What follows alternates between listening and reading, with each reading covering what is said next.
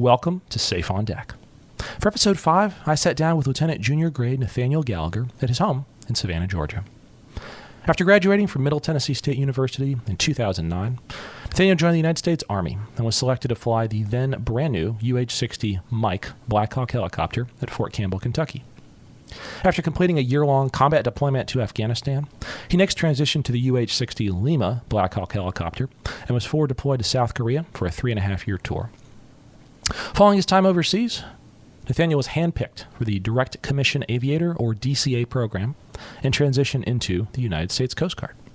These days, he's a fully qualified helicopter aircraft commander assigned to Coast Guard Air Station Savannah, based aboard Hunter Army Airfield in Savannah, Georgia. The Low Country Lifesavers fly the MH-65 Delta Dolphin helicopter on search and rescue, law enforcement, and homeland security missions as tasked by Coast Guard Sector Charleston and Coast Guard Sector Jacksonville. Thanks for taking the time to listen. In the future, I plan to continue to share similar interviews with both current and retired military aviators. If you have a question or a suggestion for a future interview, please leave it as a comment below. Safe on Deck, Episode 5 with Lieutenant Junior Grade Nathaniel Gallagher. Enjoy.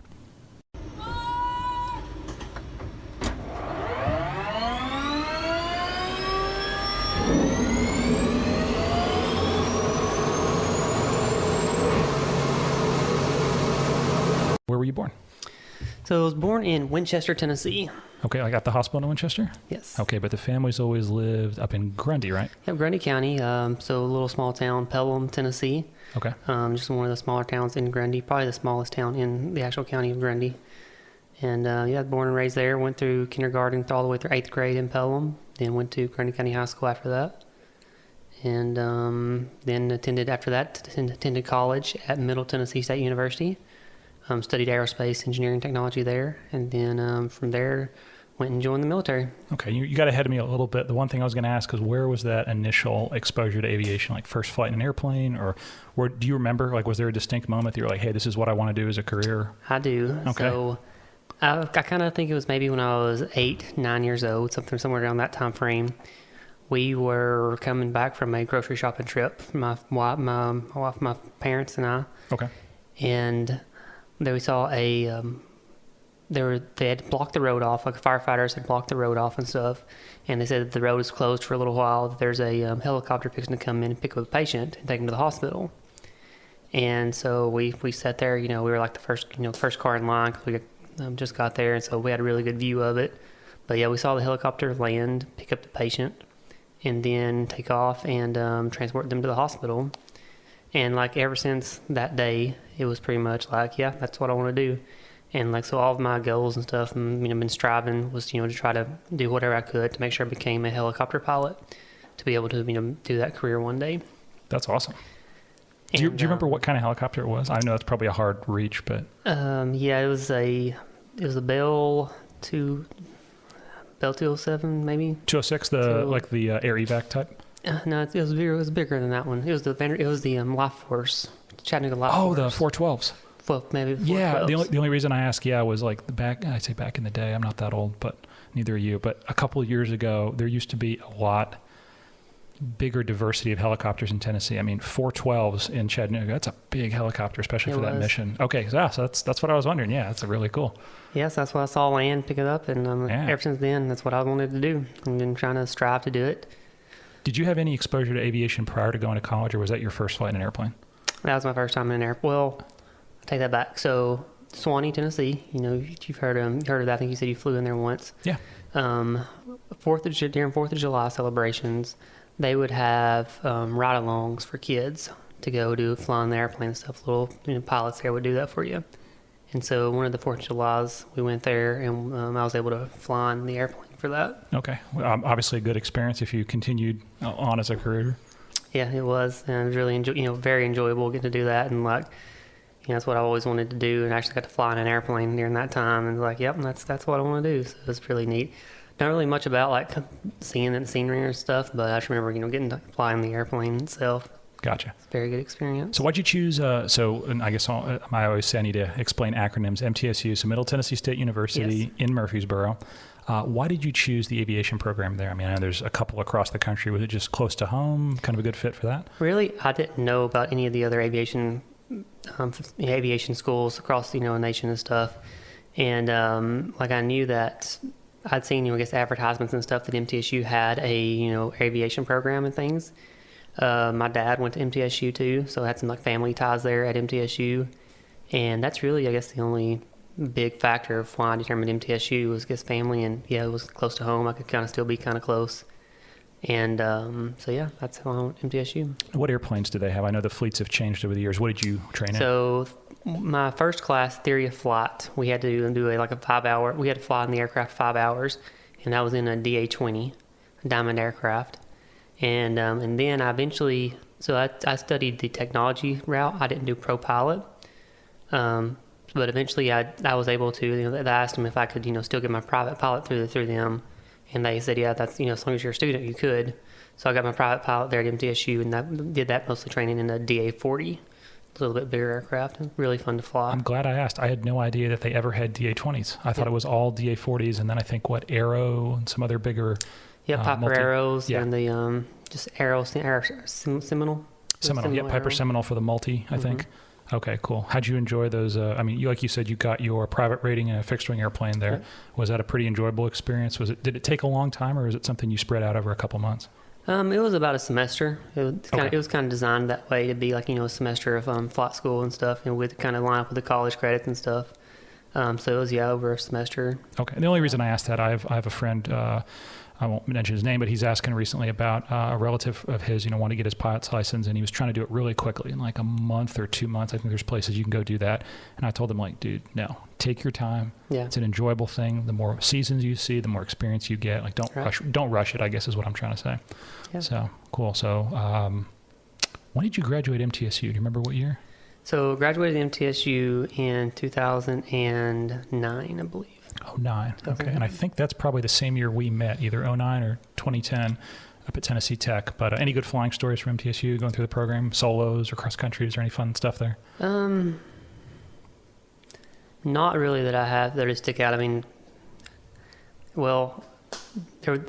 was a story where I got to do a ride along with some of the other cross country labs. They had cross country labs, and before I actually even started flying my private there.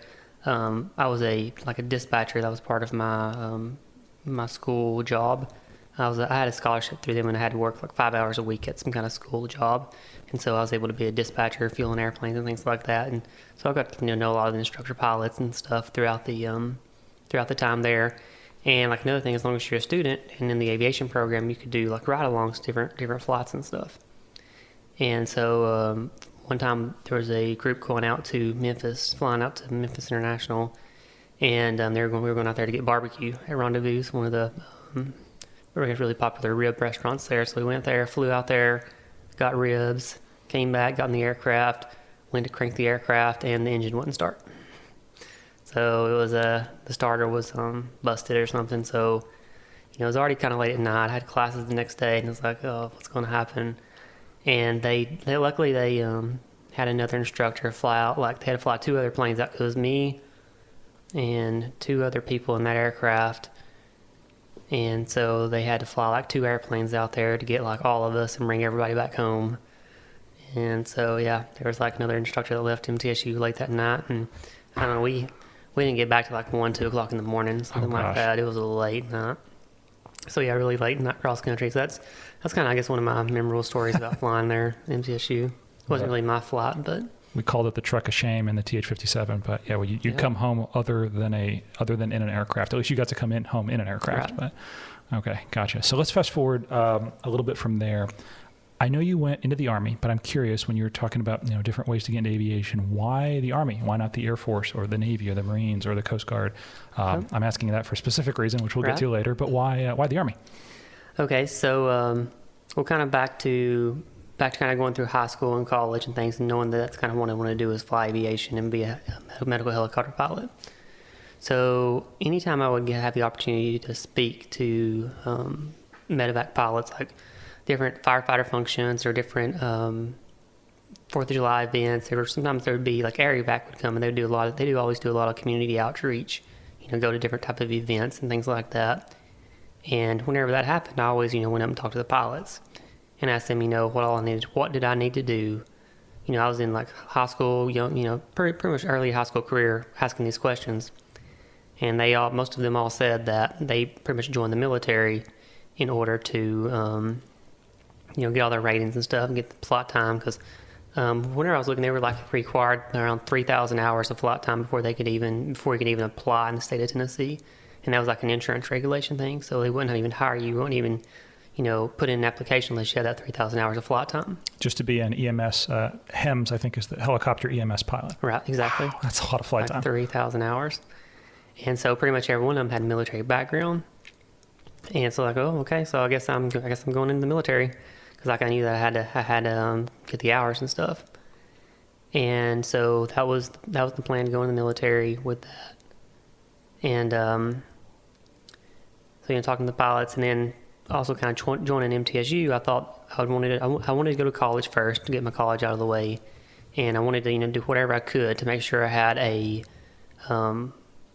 competitive applicant to be able to get selected for a flight school, not just go in the military as being an officer or something. Like I wanted to fly. I didn't really want to join the military unless I was flying. And so whenever I so that's went to MTSU, so I figured that'd help me out and things like that. And then while I was at MTSU, I was kind of getting that time, my sophomore junior year, kind of really decided what branch I wanted to go to and talking to the different recruiters and stuff like that. And one of my roommate in college, he just randomly brought up, hey, have you ever thought about going in the Coast Guard? Because I have a firefighter background, got an EMT certification when I was in college, and I'm very public service, I love doing that kind of stuff. And he was like, the Coast Guard, it's pretty much exactly what you would like if you ever thought about doing the Coast Guard stuff. And I was like, well, no, not really. Never even knew what the Coast Guard was. Because, being in Middle Tennessee, there's not much Coast Guard around there, especially not Coast Guard helicopters. And so I started researching it, and then that movie The Guardian came out right after that. So, that was definitely a good... the Coast Guard's Top Gun, I would say. Yeah, it is. And I was like, well, yeah, I guess I want to go to the Coast Guard. So I went and started talking to the Coast Guard recruiter. And he told me that, that it's very, very competitive to get into the flight training program to get selected. And he said that a majority of their pilots actually serve in another branch of the military first, and then they transfer over into the Coast Guard.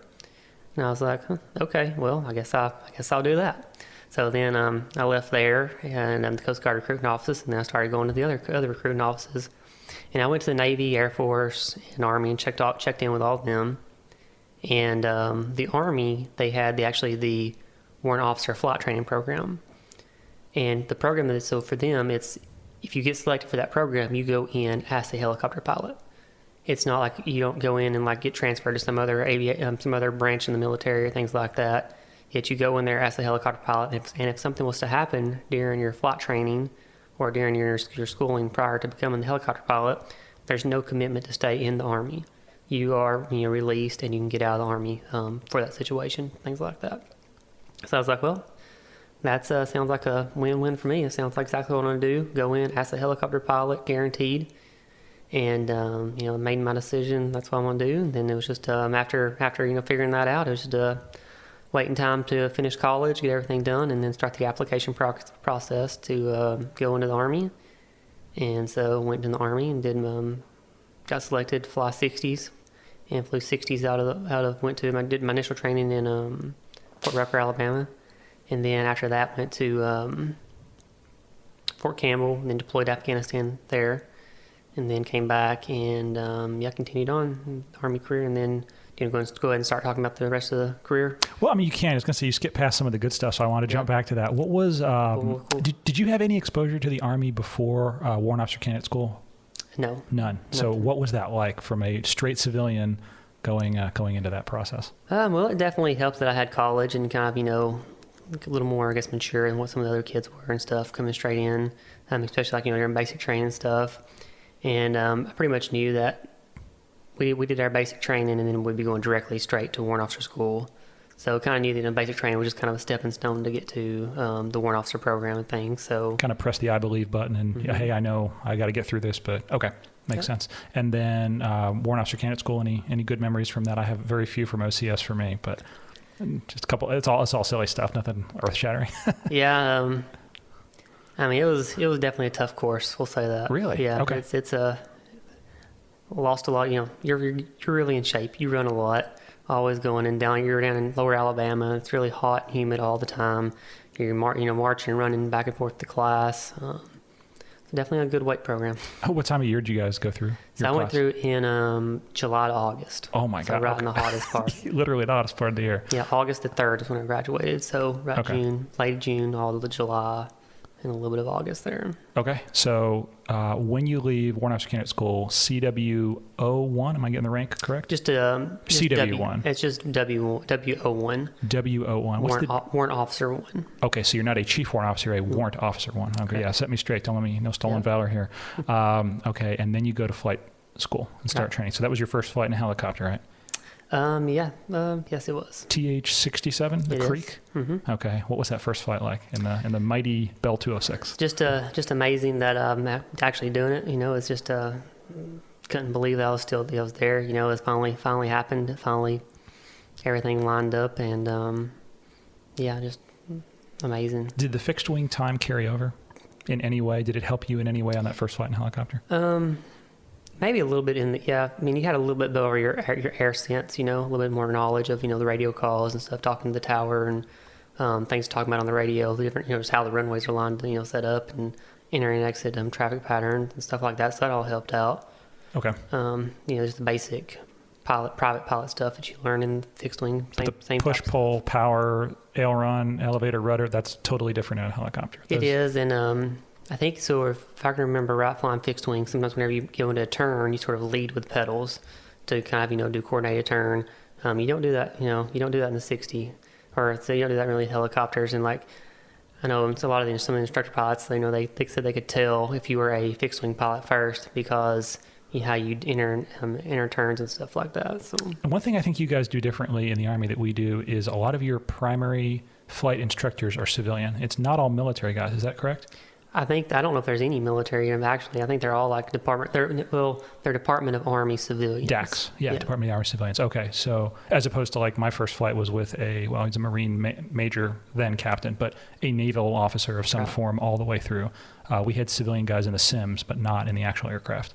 Yeah. So I think that's definitely a strength because you probably see, are all the DACs, I'm guessing majority of them retired military? They are. Okay, so it's pretty much all. Okay. They you know, and a lot of them are like, they retire out of Cairns, like teaching the Army pilots there at the, you know, so, you know, the civilians are doing the primary flight training, and then you go to your advanced airframe, like whether it be with the 60, the Chinook, or the 47, or the Apache, or any of those, and those are all, you know, Army aviators usually. They're coming back, and so usually they'll they'll retire from there one day, and the next day they show up as the DAC doing kind of almost the same thing, teaching students. Gotcha.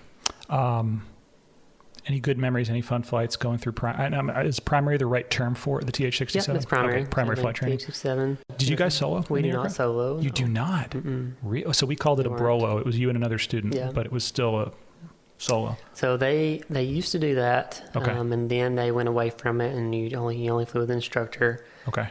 I believe like now or the last few years they've started going back to that and doing some more of that. In the M60 or in the Lakota is what they're flying the Lakota now, the LUH-72. So it's like an EC-145 helicopter. Interesting. Okay. So they're doing that now. Basic aircraft handling. I'm trying to think of what you did in the TH-67. Any formation flying? We did do touchdown auto rotations. Full touchdown autos. Full touchdown. Heck yeah. So that was, you know, pretty neat to do those. We haven't done touchdown autos since the 67, but yeah. Everything else is, you know, you have to still stay, you know, have a hard deck, but yeah. That makes sense. What? Just out of curiosity, do you remember what it was in the 60 where you'd have to pitch, pull, and recover? I think we'd kind of break it off at like 100 feet. It's when we start doing our power pull and stuff like that. And supposed to be, you know, before 30 feet. Fully not touched, go below 30 feet. Okay. I'm trying to remember. I'm embarrassed to say. I think for the 53, it was you recover no lower than 50 feet and no slower than 40 knots. Yeah. But then obviously for like auto rotations in an FCF, it was you would not get that low. You would not get that low at all. But okay, interesting. So yeah, full touchdown autos. I love it. You do all that hard work and then you just feel the skids through the grass or over the. over the asphalt is so much fun. Mm-hmm. So let's see. So any formation flying at all?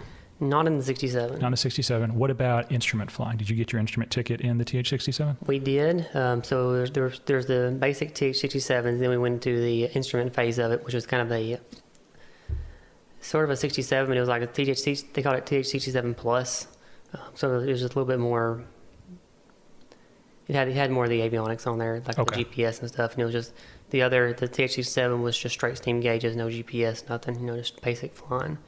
Where the TH-67 Plus, it had some instrument stuff on there. Okay. I think a few of them even had a glass cockpit. They were trying out. Really? It was like very, very few of them, like one or two. Okay. Just kind of just a test bed of them. Low-level navigation. I know there's a course called Basic BWS, right? Basic Warfighter Skills, but that was in the 58, OH-58. Yep, OH-58 Alpha. And then the Alpha. Okay, I want to make sure I'm not mixing aircraft here. So we did our primary flight training first, then went to instrument phase, and then went to BWS phase. Okay. And then the BWS phase is where we started flying the OH-58s. Okay. And that was some pretty fun flying. It was actually a lot more navigation than it was flying. Like instructors flew a lot of it, and we were we had our map books that we had to create, and we pretty much just navigated on our map, like telling the instructor where to go, find the valleys and stuff. And a lot of it is I didn't know. It was kind of hard it was kind of all new and stuff, trying to learn how to figure out the different terrain types and stuff. And just to be clear, when you say map, this is not like a VFR sectional. This is a jog? Jog, yeah. Yeah, jog chart. So you're looking at literally contours of terrain, and or there's a riverbed, a dry riverbed versus like there's a lot of minutia to it that you don't learn in probably a diamond. No, not at all. Gotcha. Enjoyable, like fun stuff. Did it all make sense and it all clicked pretty easily? I mean, whenever we flew these routes, you're flying like 50 feet above the trees a lot of the time. And the instructors were flying that low. Nice. So, you were really low. We're going 80, 90, 100 knots or something like that. And then also when we started flying the OH-58s, we went with doors off. So that was, another, it was pretty fun to do that part. Yeah, complicating factor, I guess. Just a different way to live. That's awesome.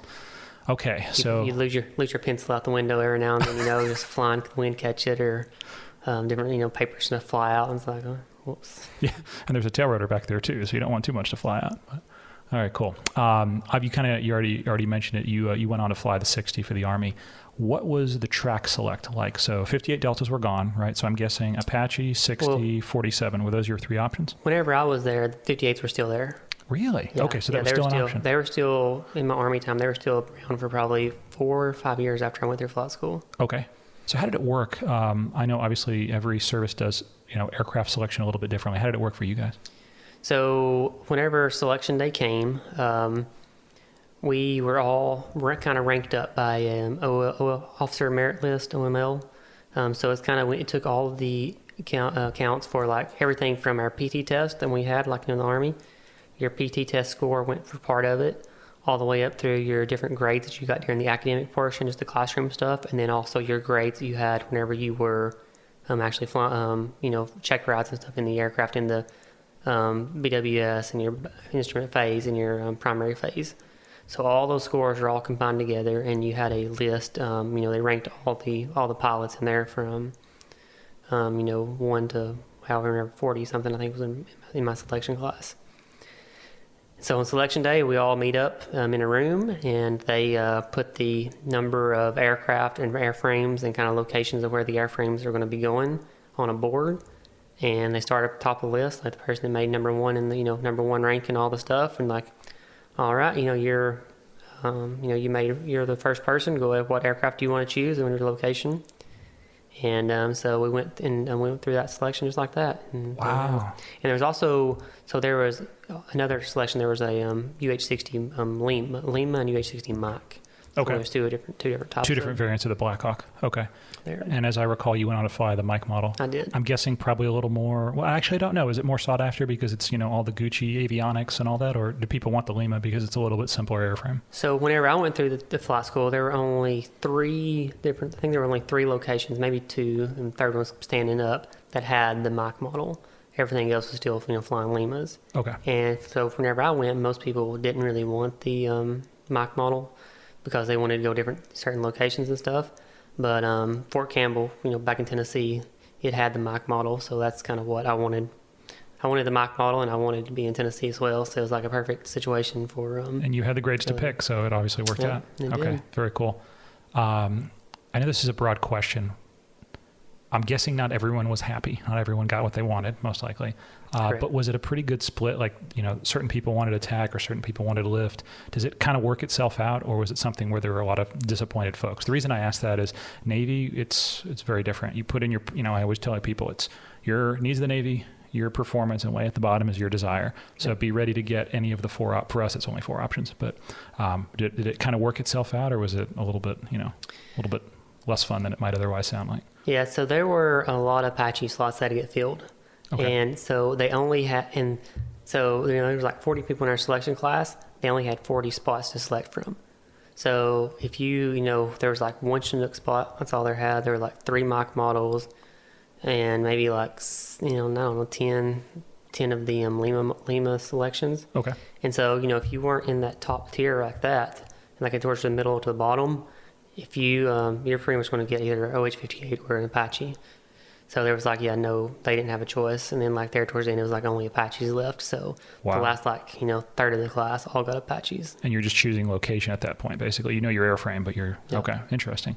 And that's funny because I'll be honest, the reason I'm surprised over here, I would have thought that might have been the more desirable airframe that people wanted to go attack. But I guess, every class is different. People want different things. There was a big thing of different classes. It's just, I don't know, the class dynamic, the class makeup. I don't know how it worked itself out. But our class, we primarily wanted, most of the people in my class wanted to be a lift, a Chinook or a 60.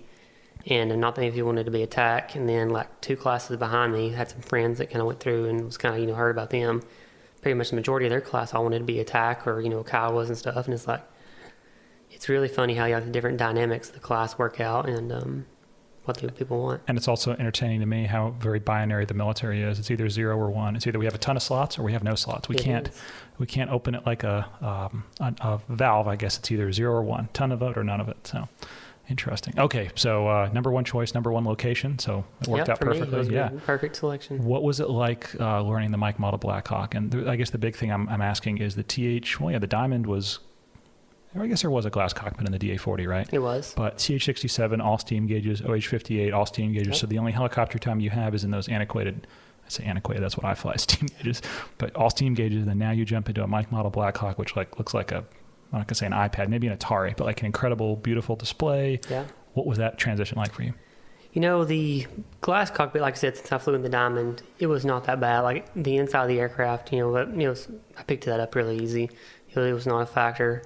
The one thing that I can remember about the Blackhawk was the first time I was doing a walk around, a pre-flight of it, and you climb up on the top of it, and you have to check the engine bays and the transmission bays and all that stuff. And you're looking at the top of the aircraft, and you just realize how massive, how big this helicopter is. And it's man, I'm fixing to go fly this helicopter, and it's just amazing how huge that thing is. And then also you do the pre-flight checks underneath the aircraft. You look set at the nose and kind of look just underneath it from the nose all the way back to where your tail wheel is. It was just it's a distance looked so far away. It's man, that is so big. And it's just amazing that they still can fly. And the Chinooks are even bigger than that, but still in comparison going from the OH-58 or the 67 to the Blackhawk, that was one amazing factor that I kind of was a wow moment for me. Gotcha. That makes perfect sense. You leave as what is the terminology? So for us, it's a PQM, pilot qualified and model. When you leave, we call it the FRS, the Fleet Replenishment Squadron. That would be the equivalent at Fort Rucker for you leave trained up in your fleet aircraft. You're a co-pilot, right? Yeah. So we just called just really a pilot, just a PI. That's the term that the Army uses. So you're just leaving there as a pilot. Okay. Not really. But it's different readiness levels, right? RL 3, 2, 1. 3, 2, and 1. Okay, mm-hmm. So you're a pilot, but an RL 3. So you start RL 3, and then you go on a designation flight when you go get your first unit, and kind of your instructor pilot or whoever you fly with at your unit determines whether you need to be RL 3, RL 2, or RL 1. But really, just based on your skill set? Yeah, kind of deal. How your flight goes. I mean, majority of the people come out of flight school as RL2. Okay. And then you have to be RL2 to start. If you were went for a staff job somewhere for a while, and you're out of the aircraft for a long time, and you come to a unit, then you'd be RL3. Okay. Kind of starts your whole like progression again, just doing all the basic stuff again. But whenever you come out as come to your unit out of flight school, you're pretty much an RL2, and you got to be RL2 readiness level 2 to start your mission training, like the unit mission training and stuff. Okay. So like flight school is all the basic, basic tasks of the helicopter and stuff, and then once you get to your unit, it's more of like if you have to do like your Bambi buckets, like where you do firefight, have the big bucket under the aircraft. If you're doing fast rope insertions, spies and fast-rope cutout, where we cook a big rope under the aircraft and people attach to it, paratrooper stuff, any of those special calls, special mission designations for the actual unit. That's what you would be doing from RL2 to RL1. Okay. To get like fully trained as for a unit pilot. And did you do a lot of instrument flying in the Blackhawk, or was it mostly, like you mentioned, in the TH-67? During flight school? Yeah. We had like maybe one or maybe two flights of instruments in the 60. Really? Yeah, it was mostly in this, in the primary, and then you didn't hardly do any in the maybe probably two flights, I think is what it was. And then looking forward, I'm going to have you fast forward here for a second. Like operationally, did you fly a lot of instruments in the Blackhawk, or was it mostly VFR? It was, so I did a little bit of time in Korea. We did a lot of instruments in Korea just because the weather over there kind of stays you pretty much have to. But other than that, I had very little instrument time. Okay, interesting. I know each service kind of focuses on different stuff. That's the reason I ask. The Army is very not an instrument heavy at all. The slogan I've always heard is there's not an ILS to the battlefield. Like you got to get below the weather and stay below the weather, and that's just different mindset, which makes sense. And like even the Apaches, like just until recently, most of them only had an NDB. Like there's no VOR or ILS or GPS. Oh my gosh! Wow. Okay. Yeah, and they weren't certified to shoot GPS approaches. Sure. Okay, interesting. Okay, like so the newest updates of the Apaches, they have updated those. So. Yeah, I would hope so. The irony is that we always joke the 53 was the most capable Navy helicopter for instrument flying. Obviously, PAR, ASR, you just need a radio for that. But ILS, localizer, we were the only ones that could do GPS approaches, and then the TACAN as well. Which, ironically, the oldest Navy helicopter operationally was the most capable instrument flying, which, yay for us. Okay, cool. So you mentioned Fort Campbell. How long were you at Fort Campbell for your first deployment? So I got to Fort Campbell, 2012, and I deployed in 2014. Okay, so a lot of flying stateside. What was that like? Was it a lot of exercises? Was it a lot of flying around the flagpole at Fort Campbell? What does it kind of look like for someone showing up as a brand new Blackhawk pilot there? So it's kind of a mixture of both. So Fort Campbell, is a big ground school. So not ground school, but Fort Campbell supports a lot of ground troops, a lot of big units there. And a lot of times they have requests, for helicopter support, whether they're doing like practice air assaults and things like that, or moving different cargo for them, different place to place. And then they also have the air assault school there, different training exercises. And so, every day there's a request for us to go fly somewhere to do, type of training event. A lot of it was at the schoolhouse, the air assault school there have there, and like they did load master training and the teaching people how to hook sling loads up to the aircraft. And then they talk about the fries and the spy stuff. We're teaching people how to slide down the rope and how to do air assaults and stuff. And so all that training that's always going on, and so there's always been requests, for us to go do stuff like that. And then other units, like I said, going in to do stuff for them. There was the artillery units would go sling their howitzers from place to place, whenever they're doing different training exercises, because we'd have to sling it somewhere, and they have to set it up real quick and try to start firing. Things like that. And then ever so often we would deploy to. We're not really deployed, but I guess it's kind of, we'd call it a debt attachment, basically. Stateside deployment to different locations. So went to Fort Polk, Louisiana was one of them we had to go to for training down there. And then we went to Fort Bliss, Texas to do our high altitude training, mountain stuff, whenever we were getting ready to train up to go to Afghanistan. What was that like, by the way? Was that pretty intensive? I mean, obviously getting you ready for Afghanistan. Yeah. Pretty intensive stuff. It was. We did a lot of practice landing dust landings out there. That's where we kind of really started focusing into doing a lot of dust landings, the high altitude mountain flying stuff. And there's also it was kind of a lot more wind out there than what we had at Fort Campbell. And I've even got a kind of little story if you want to hear that on Let's our trip do it. out Yeah, there. absolutely. Kind of remember that. That's why I asked. So going to Fort Bliss, Texas. We'll do two things here. So we're going to Fort Bliss, Texas. We flew from Fort Campbell all the way out there. I think we had a layover one night. How many aircraft? Somewhere we flew probably four on this detachment here we did. And so we stayed overnight at one place, and that was just my company. There was a bunch of different. There was like 3 different companies going out there, and they took like 4 aircraft each. So there were like 12 aircraft altogether, but just 4 in my company. And so we were on our way out there, and we stayed one night, and then the next night we were going on to the place, and then we departed that airfield.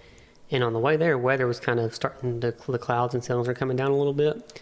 The visibility was still great underneath the clouds, so we thought, well, we'll just stay, underneath the clouds, didn't worry about getting instruments, stuff like that, or IFR flight plan or anything. So we just stayed underneath all the stuff.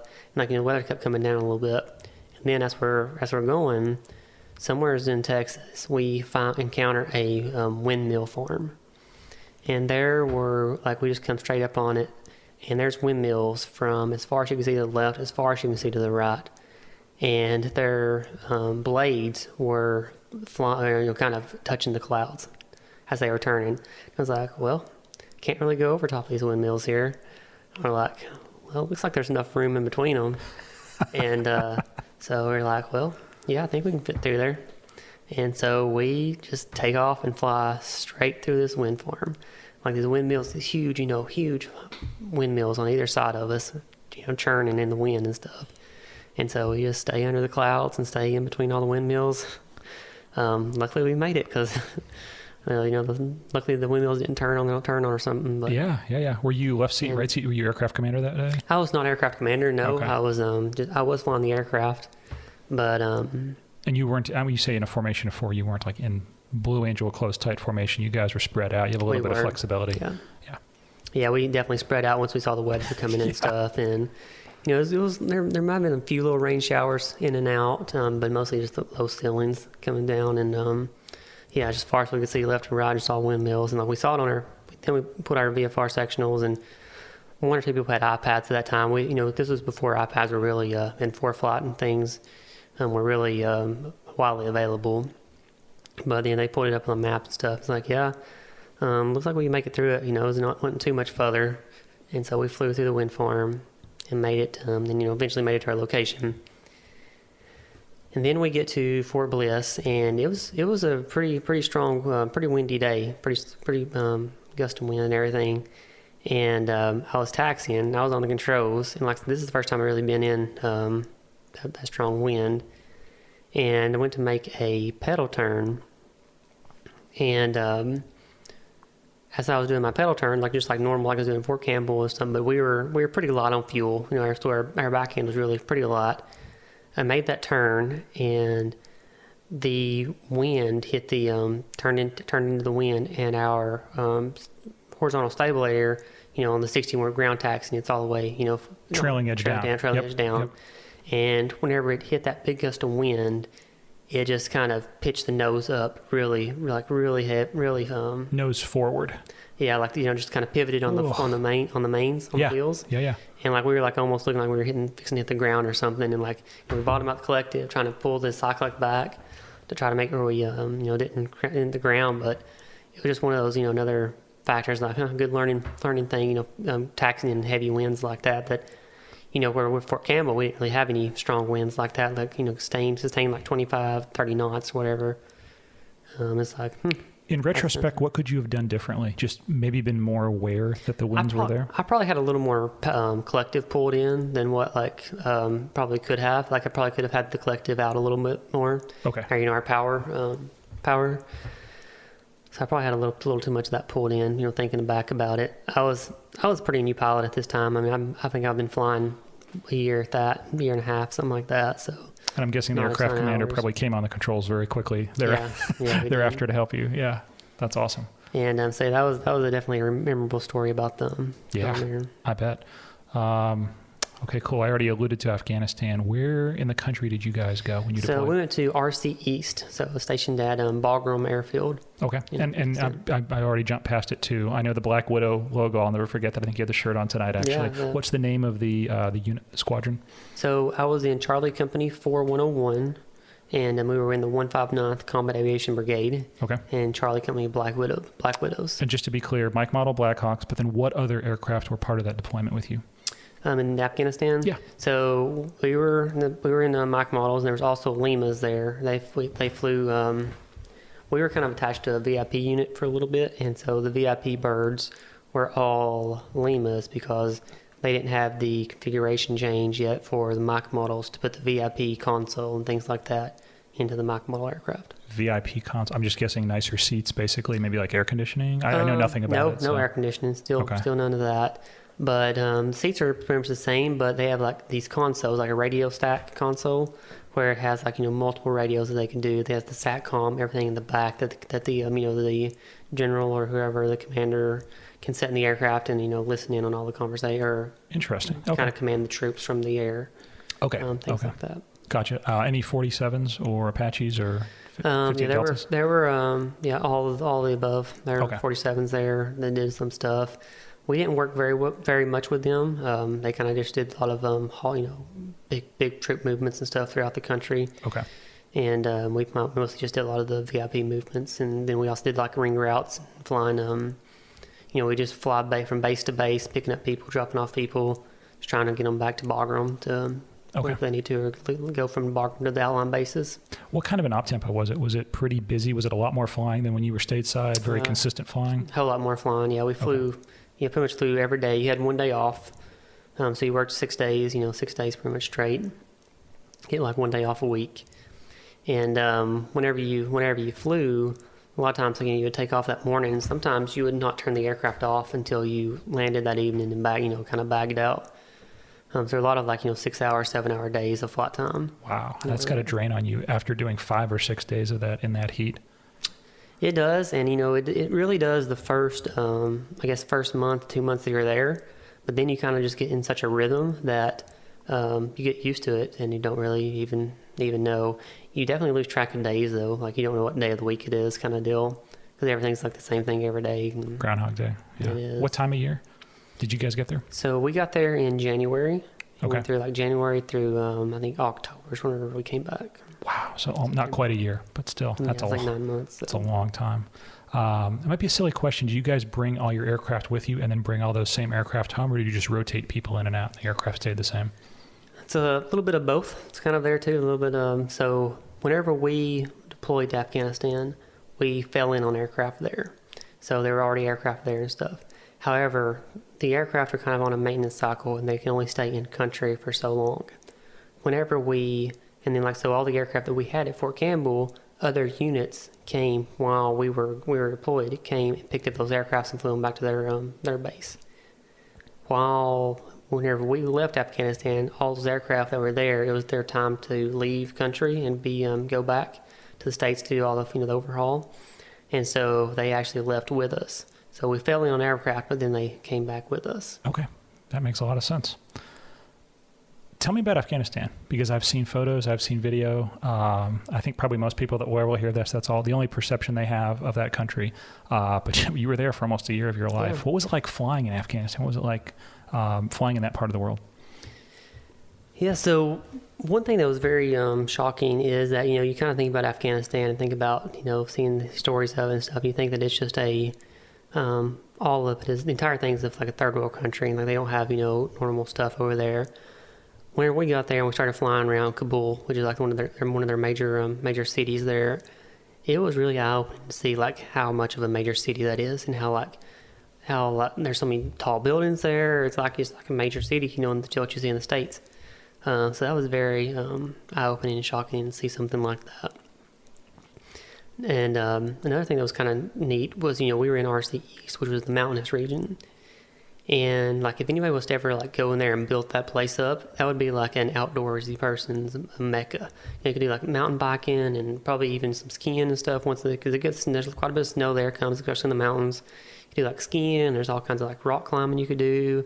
it's like an outdoors person's paradise. But, it's got to get the country established and built up to be able to do those things. I thought about that a lot as we were flying over, just like how much potential that country could have of doing like outdoorsy stuff and being like a big, huge recreation area. I would have never thought of that. Yeah. And then it also kind of was funny seeing people drive in Afghanistan.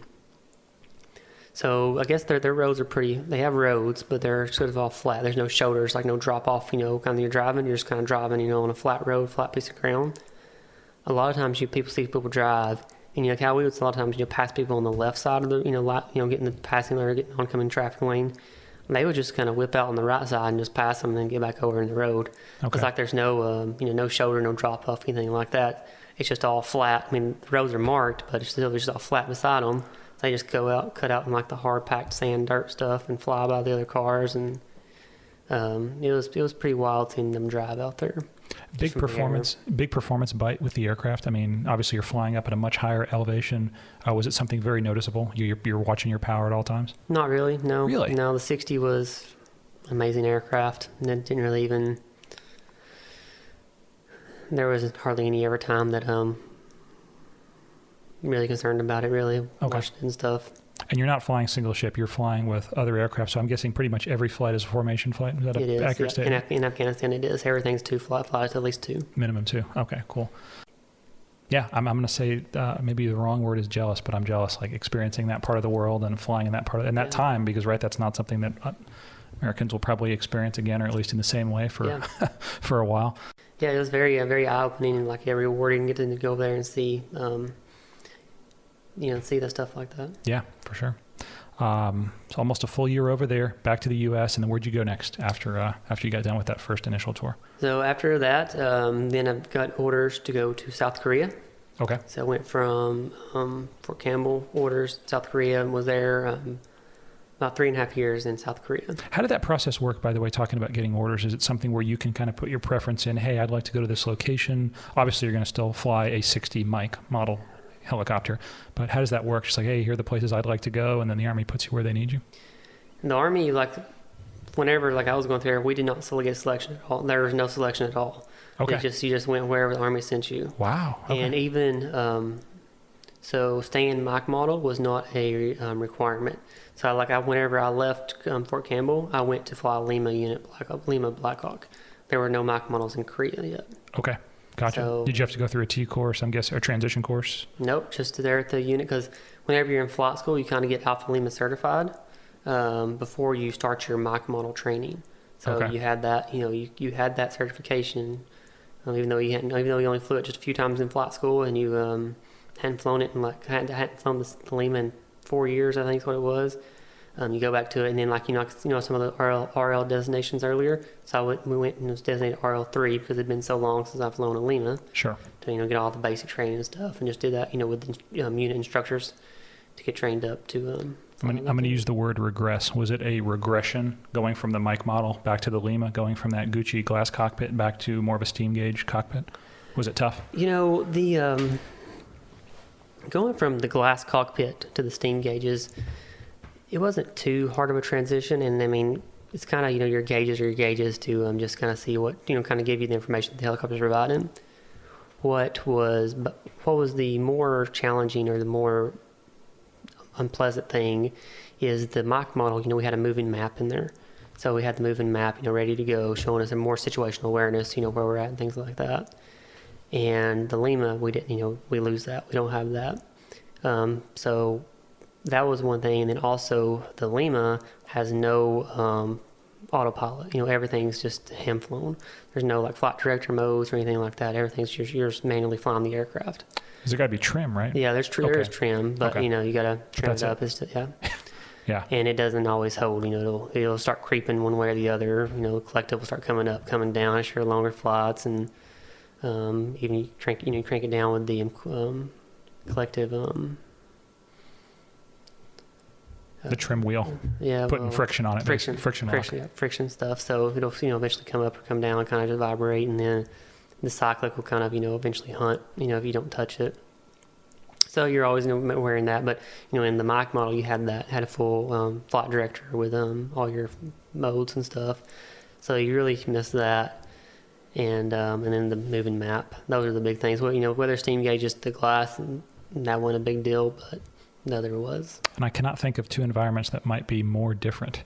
The dust of Afghanistan to the haze of the DMZ. Yeah. What was it like flying in South Korea? So it was another like amazing thing to get to fly over there. And also we really enjoyed living in Korea. The people were awesome. You know, it was kind of great seeing another culture. The biggest thing that we were kind of worried about is, you know, not being able to speak the language of Korea, you know, and like not being able to understand and interact with the people. But there's so much of Korea that speak English. Like, and the other thing that shocked us is like all the road signage they have there in Korea. The big letters were English, and then like little small letters, like, you know, like the smaller text is all in the Hangul, the Korean language. And also like the stores, the malls and stuff, it's all English, like storefronts. There's like it's not Korean. It's not, and that was like shocking to us seeing stuff like that in Korea. That's kind of the living part of it. Yeah, the flying. A lot of, you know, little routes you have to learn. Like we couldn't fly like directly over the top of this center of Seoul, the largest city. I was stationed right in like Seoul, a little small air base right there in their capital city. And we couldn't fly like directly over the center of the city because that's where, like, you know, the Korean president lived. But so we flew, like, you know, all the way around it, which is pretty much, we followed a river for most of it, and then like followed a road, the other part to kind of fly around the city. And once we learned those routes and stuff, it was really rewarding, or really amazing to get to fly through that huge city at nighttime, especially like when the haze and like the low clouds are kind of a little bit higher, but still there. You know, all that city light reflecting off all the clouds, and, you know, kind of broadcasting into the environment. And it was just beautiful seeing that at night, flying there at nighttime. Any other exciting missions? Any other good flights there? I mean, it sounds like it's, again, a totally different experience from Afghanistan and probably from Tennessee too. Yeah. But did you guys get to interact with any of the South Korean Army or any of the other partner nations that were out there? We did. We flew the. There was actually a few air assaults that we did where we air assaulted in the Korean like special forces kind of deal people, like, you know, practice ones, of course. But they always had every year we had a training exercise, you know, a big training exercise with the Korean Army and stuff. We'd always like take their troops, fly them from one place to another, do air assault into like certain places, like even like fast drop on top of buildings with them and things. Oh, wow. So yeah, it was pretty neat getting to do that. And you mentioned a lot of different mission sets, you know, Bambi buckets, fast rope, external lift. How did you guys track currency? Was that something that, you know, okay, I've done it once and I'm good forever? Or is it, you know, that qual is good for 90 days? Or, you know, for us landing on the boat, obviously in the Navy is a big deal. So, you know, you run out of currency in a certain, I don't even remember my currencies anymore, but you run out of currency in a certain period of time. Right. Is it the same for all those different advanced tasks? And I think like a lot of them were 1 year from qualification. And then like, and you re-up some it of if them you were do 6, it. right? Okay. And then like, yeah, to get requalified, all you had to do was fly that once with an instructor pilot. And like just, you know, fly that one time with it. Really? But so like if you flew with another qualified pilot, that wouldn't count. You have to re-up it or rebase it with an IP? Yeah, I think it may be like if it's over the year, it's got to be with an IP. But if it's within like between like 6 months and a year, okay, it's been a while since I had to remember those things. No pressure, yeah. There was something there. Like what was the pair drop mission like? Did you get to throw a lot of jumpers out of the helicopter? Yeah, there at Fort Campbell. With one of the units that we helped out, we flew them around and just kind of dropped them off in the training LZ. There was like, we do like almost like a round robin. There was like, we had 2 helicopters and there were like, 60 or 70 jumpers that had to jump. And they were like stationed, you know, at this kind of the field, and we just kept cycling in our aircraft to pick them up. So we only carried I think like 8 or 9 paratroopers at a time. Let's see, 4 on each side. Yeah, so 8. And so we just like, you know, kept cycling, one helicopter land, take off, go fly them around, drop them. And was it static line or were they free fall? They static line. Static line, okay. It might be a really in the weeds question. Where does that static line attach to the aircraft? Because I have these visions of that when they're out trailing somehow back and interfering with the tail rotor. I'm guessing it's probably designed better than that. But yeah, it was. So we had the hooks, the tie down hooks inside the helicopter. The top there was we had a cargo strap that went from one cargo hook to the other cargo hook, and then the static lines, whenever they jumped out, it still stayed, and it didn't go back Okay. But they weren't the bags. The bags weren't long enough to go back to the tail rotor. Okay, gotcha. The only just time I ever pulled got them to do in. it was free fall, and they just jumped right out the back. They didn't actually attach to the aircraft. Nice. Did you ever get to do Bambi buckets? You mentioned. Yep, did that in Korea and also there in Fort Campbell some. So Wow. I don't think I ever put out a fire with one. I was on call a few times where we went to one of the range complexes where they were doing like artillery firing and stuff, and we were kind of on. There was a fire going on, and they thought they were going to be needing us, so they repositioned us up there. But the fire kind of fizzled out a little bit before we actually had to put water on it. Nice. Any other memories of South Korea before we move on? It was, flying along the DMZ. Pretty much you always, one thing that a lot of people have is, you always have a go around. You always have an out. I got to fly to, I think it's called Hotel 128 pad. And that is the furthest north pad, closest to the North Korean border, LZ that you can fly to. And that pad, there's really not a go around. Because if you go around, you're getting shot down. You're going to go into North Korea. Yeah. Wow. And you're getting shot down. Because even when we were flying those routes, like whenever you're going up there, you get, we have our You have sensors, basically. sensors on our Yeah. aircraft that can tell you if you're being tracked. And those would definitely be going off whenever we started going up there, just saying that you were being tracked and stuff. Wow. And so yeah, it's kind of interesting. Like you land, and literally, I think it was like 25 yards from where our helicopter pad was, is there's like a North Korean guard shack, and like they don't really point their guns at you, and stuff, but they like have their guns slung and stuff, and they're sitting there watching you, and there's one or two of them with binoculars just sitting there peering at you and things, and looking back at it now, I'm sure they're just normal people that they're Yeah. having to do that stuff because they've been told to do that, and Yeah.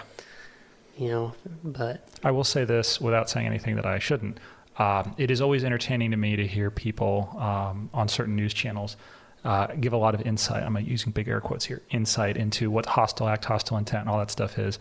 It means different things in different parts of the world. There's very specific criteria. If you don't meet it, it doesn't count. And if you do meet it, it counts. But it's always entertaining to hear people that don't know any of that. Just, if they pointed a gun at me, I would do that. Like, okay, buddy, that's not how any of this works. And I think something that people don't give the military a lot of credit for. You have some folks that have, I think of the soldiers that you interacted with, essentially high school students, right? That had some really great Army training, in my case, Navy training at Great Lakes, and then got a basic skill, and then are holding a gun and are out there toe to toe with our adversaries in the real world and have a lot of restraint and execute it, to the letter of the law and do stuff right. Like, it's really impressive to think back on. But in the moment, it's just like, man, I hope everyone does the right thing. yeah. Was it just like a training flight you guys could go to that helipad, or just, proficiency, basically, you need to know all the different LZs you can land at? Yeah, there's a in the armistice agreement that helipad has to be maintained or whatever, and it has to be maintained as a actual helipad. 'Cause it's the closest helicopter where the peace house is up there. Oh yeah, okay. Where it's kind of that house that's right on the border of North Korea and South Korea, and if something needs to get up there, something needs to go on up there, then quickest way to get the helicopter up there. And so they just kind of go up there once a month. There's a flight that goes up there, do survey, make sure the pad's still good. If there's grass needs to be cut, stuff, they'll contract that out and do whatever needs to be done so it's kind of just a flight up there to make sure that pad's still good. Okay. Once a month. And we talked about quals earlier, so I wanted to make sure I jumped to that. Were you an aircraft commander in Afghanistan? After Afghanistan, when along the way did you make aircraft commander? I made aircraft commander in Afghanistan. So your check ride was in Afghanistan. It was. What a way to get a check ride in. Yeah, it was actually on a real life air assault mission. And Is that pretty typical, or is that pretty unique? It's probably, I guess it was pretty unique. I mean, you don't really have many check rides where you're on an actual mission. Well, yeah. In Afghanistan, so and it was then an air assault mission as well. Do you remember what that? I'm assuming you remember it pretty well. Was it anything exciting? Or? It was whenever Afghanistan was first starting to do voting on their own, actually becoming or there was an election. There was an election going on. And there's a lot of talk about the Taliban was going to be going and, different, I guess it was the Taliban kind of disrupting a lot of the polling locations and stuff. And so our job was to air assault troops in to areas where they were planning on kind of doing attacks. And so they were going to go in and try to block those situations, kind of keep the peace kind of deal. And so that was our tasking. And so, we kind of do one of the landings we do, we had to go up, we had to land at one spot and then kind of, pick up and move to another spot. One of the landings that we did, we had a field picked out. All the imagery and stuff looked good. Everything looked great on it. And we went and we landed in this field, and we thought it was a field. And then we landed there and was down for a few seconds, and we were like, we're in a cemetery. Like there's all these little headstones all over the place. And they were like metal grates lining the field. And so this imagery that we had picked out and stuff, it was a huge like cemetery, like Afghanistan cemetery and stuff. So we like landed on top of that. And we were like, we gotta get out of here. So we immediately picked back up, pulled power, and we're very fortunate that we didn't hit any of the headstones and damage the aircraft, because we had 12 troops on the aircraft and stuff. We were fully loaded, and so we picked up, flew to another Back spot, up, the right spot, or another spot, and then we dropped the troops off and let them do what they needed to do. And but that was your check ride. That was my check ride. I got to do that. Okay, our commander on that, because for the air assault company, we had to do all the mission planning and stuff, and this LZ that we had been given, I didn't pick that, it was actually provided, that's what we were going to be going to, so somebody else had already picked it, but we just had to do all the planning to make sure get everything in line of going to that LZ and stuff.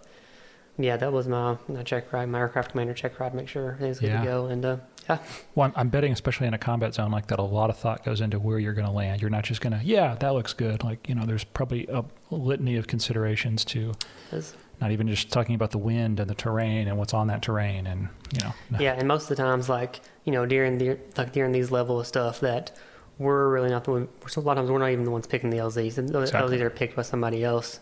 Yep. And or we give they give us an option of a few different LZs to go to, and we kind of tell them which ones are the best one and stuff. And sure. So, but when you get on the ground and you realize this is not what we expected, you adjust. Yeah. Right.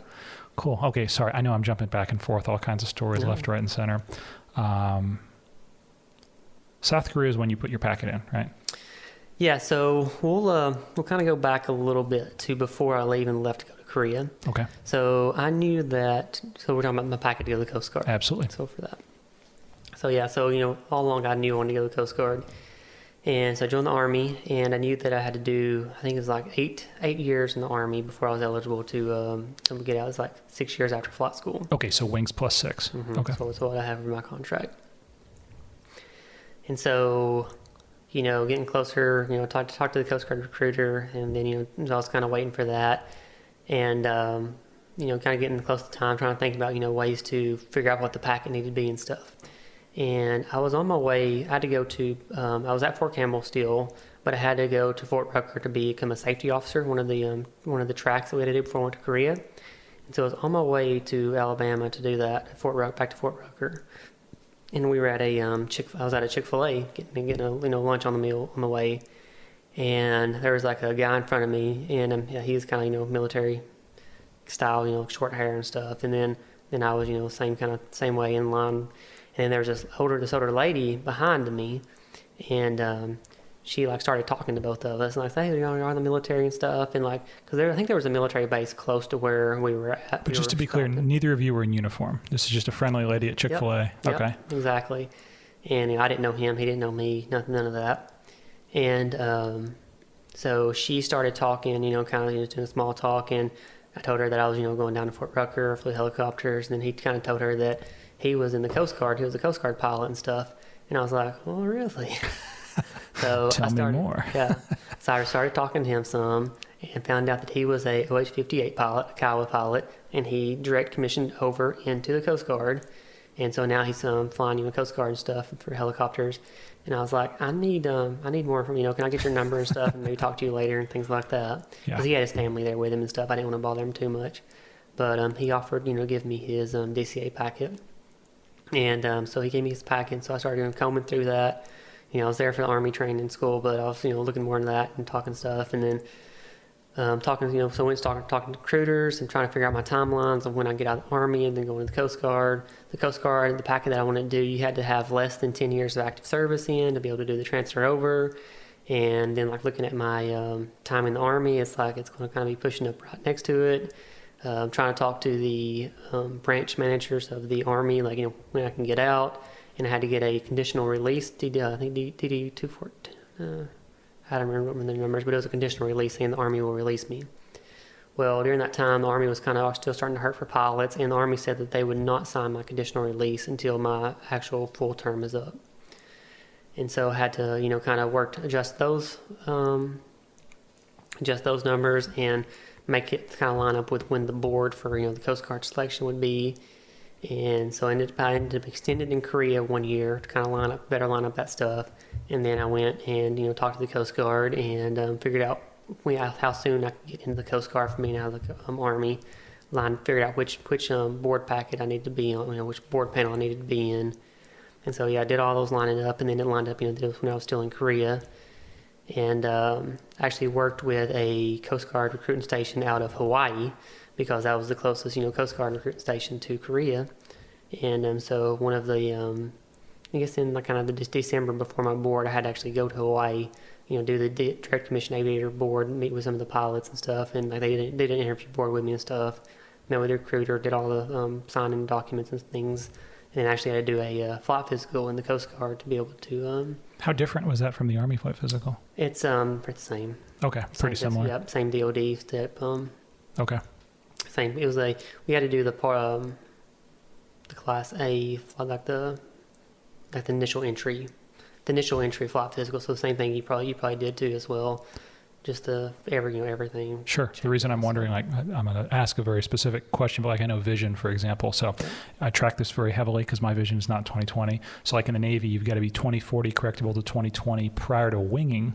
But then when you wing, I believe it's 2100. So you can be, I don't want to say blind as a bat, but 2100 is mighty different from 20/40. So you can be up to 2100, again, correctable to 20/20. But the standards change based on whether you got wings or you don't have wings. I think for this one it was the 20/40 correctable. I think that's what it was. Okay. Well, I'm guessing you're probably 20/20. It is. Yeah. Luckily, I'm very fortunate. Must be nice. Yeah. Gotcha. Interesting. Yeah, because you're essentially a brand new ascension into that program or that service, I guess I should say. But gotcha. So spent a little time in Chick-fil-A. Luckily met that, just everything lined up perfectly. Yeah. That lady behind us asked the question, and that guy was standing there right in front of me. Talked to him and everything, and he gave me a lot of advice and stuff on how to join the Coast Guard. That's awesome. So Chick-fil-A, good for more than just the sandwiches, I guess. Is. Cool. When you went through the process, did you already know what platform and what location, or at what point did you find out where you were going to end up? So during, after you're selected, everything's good to go. You say that yes, you're going to join and stuff. A little bit later on in the process, you'll get an email from the Coast Guard detailers. And they're like, you're welcome to Coast Guard. If you can please send me some choices of what base you want to go to. They don't even ask you what airframe you want to go to. They just ask you what location you want to go to. And so I came over as a rotary wing pilot. So some of the people that came over from rotary wing, they even put fixed wing positions on there. They didn't get it, but you could just select whatever location you wanted.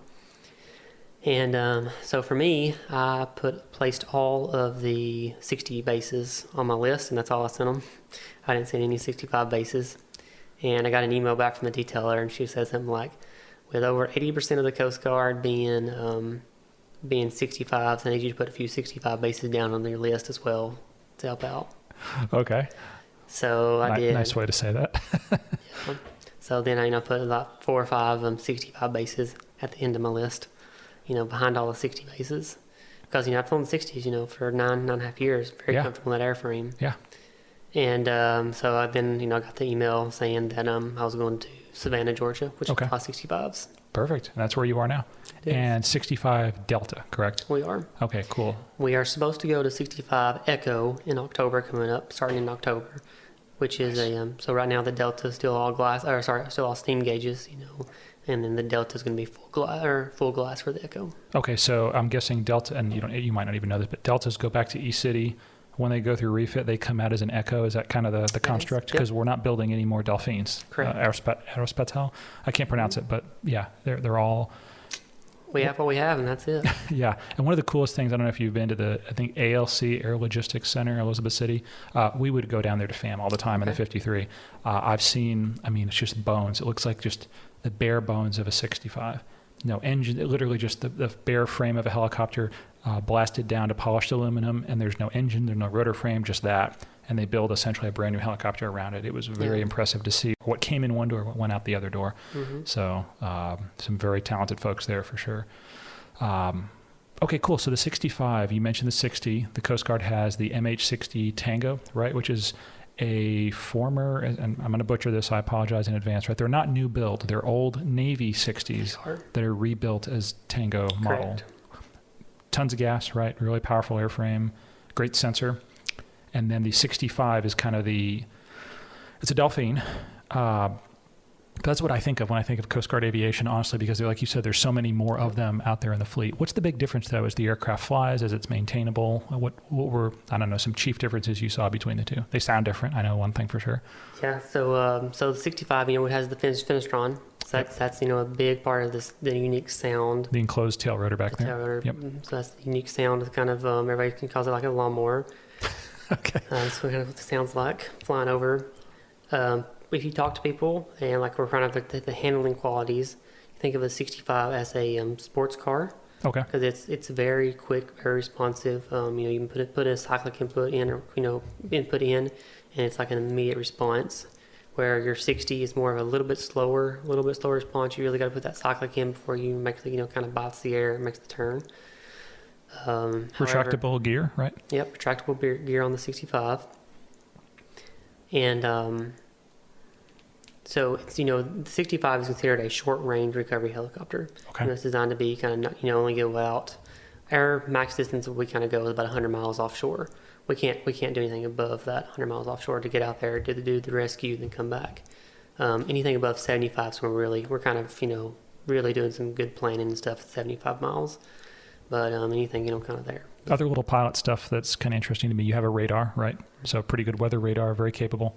It's there. I wouldn't really call it. We don't really use it for weather. Oh, really? Is it a surface search radar? We use more surface radar. I did not know that. Okay. And it actually does a really good job picking up like boats and stuff. Like it does a really good job painting pictures of boats.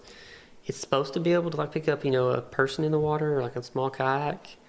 I've never been able to get it to pick up a person. Just the fidelity is not there, I'm guessing. Okay. But now boats, especially the big like cargo ships and container ships and things like that, is one thing. And then also what we mostly use it for is terrain mapping of like if we're flying down a river or something, or like we're low level route. So we go out, we have to have that. We have the radar up, painting our picture, and make sure we stay over the everything that paints green is terrain, and black is like water and stuff. So stay over the black and stay out of the hitting terrain. You can worry about towers, lot poles, things like that.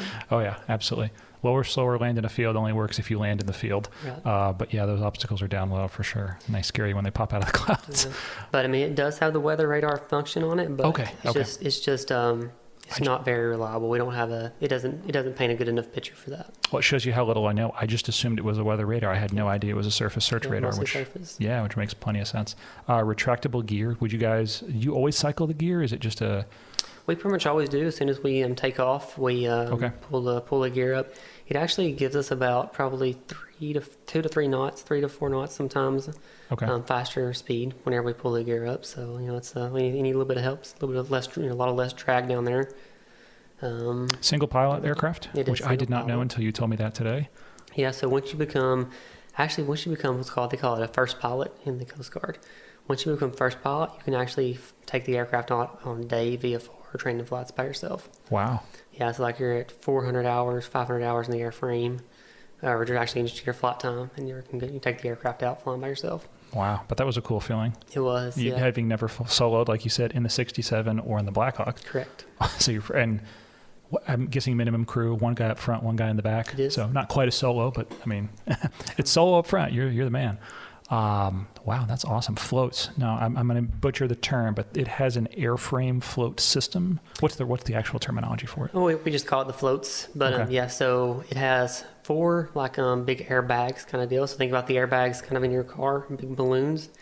If for some reason we were going to be ditching into the water and we had enough time to blow the floats, it has like 4 big airbags that pop out, 2, one in the front, one kind of right behind the cabin doors, and on each side. And then actually the tail rotor out there, but the Finistron system is actually fully sealed compartment. And so it's like designed to be some of the buoyancy as well to float back there. Wow. Okay. And they say it's only designed to like float for 4 or 5 hours like that. But I think there was one that went in the water in Detroit, and it stayed afloat, from whenever it went in the water all the way until they pulled it just like a boat down the river till they got to the dock and cranked it out. So, and it stayed in float for the entire time. That's incredible. Jeez. So yeah, flotation system, which is it's definitely a little peace of mind if you're out there flying in the water, thinking that you might have can be doing that. Absolutely. When you did your initial training in the 65, that was at ETC Mobile, It right? was.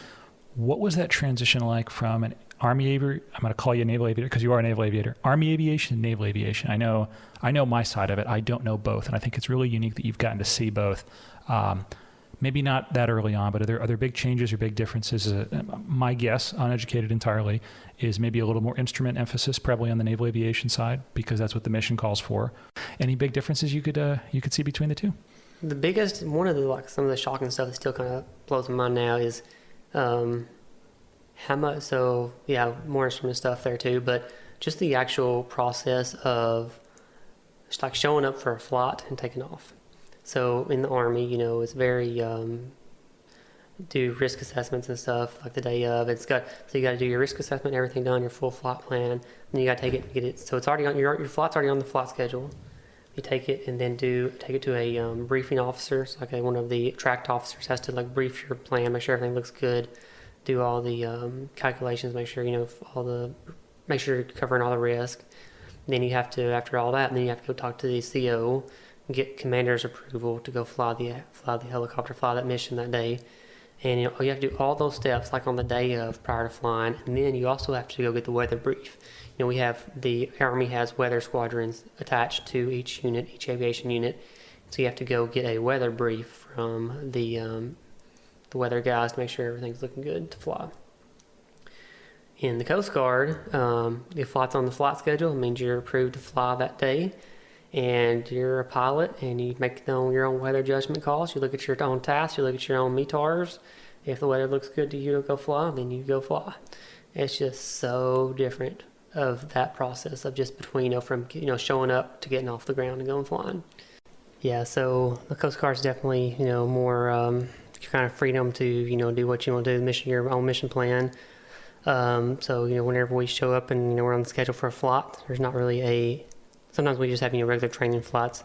There's not really a priority to go do something we don't have to tell people what to do. We kind of just talk about it amongst our crew, what we want to do for the day, and we go do it. And in the Army, the Army is like everything's got to be so detailed and planned out, so meticulously, and everybody's got to be told by your briefing officer or commanding officer on the flight schedule. And the Coast Guard, if it's on the flight schedule, you're approved, you're good to go. I think there's probably strengths and weaknesses to both ways of doing it. Without understanding both, I know the naval aviation way, a lot of that is you're preparing folks to be on a ship, to be deployed in many cases over the horizon, out of radio comms. You have commander's intent, hey, this is the mission, go do it. Where the skipper can't be so far in your chili at sometimes, like he's got to trust that, with that aircraft commander letter, you're going to go out and, not be an idiot, Correct. Not do dumb things. But by the same token, I think sometimes that level of standardization and briefing and knowledge, there's no question in anyone's mind what the standard is, what the mission is, what's going to happen today. So I think there's good and bad to both ways. It's just so cool you've gotten to operate in both, and you still operate in naval aviation. What else? What other big differences can you think of? Has instrument flying come back pretty quickly? Have you done a lot more of it in the 65? I have definitely flown more in the 65 instruments. We do a lot more instrument training. Is it a capable instrument aircraft? It is. We don't have GPS approaches, but everything else is still not certified for GPS flying. Okay. But everything else, VOR, NDBs, TACANs, PARs, ASRs. Are there a lot of PARs up and down? I'm guessing Beaufort probably. So Beaufort and Savannah, Hunter Army Airfield has a PAR into it.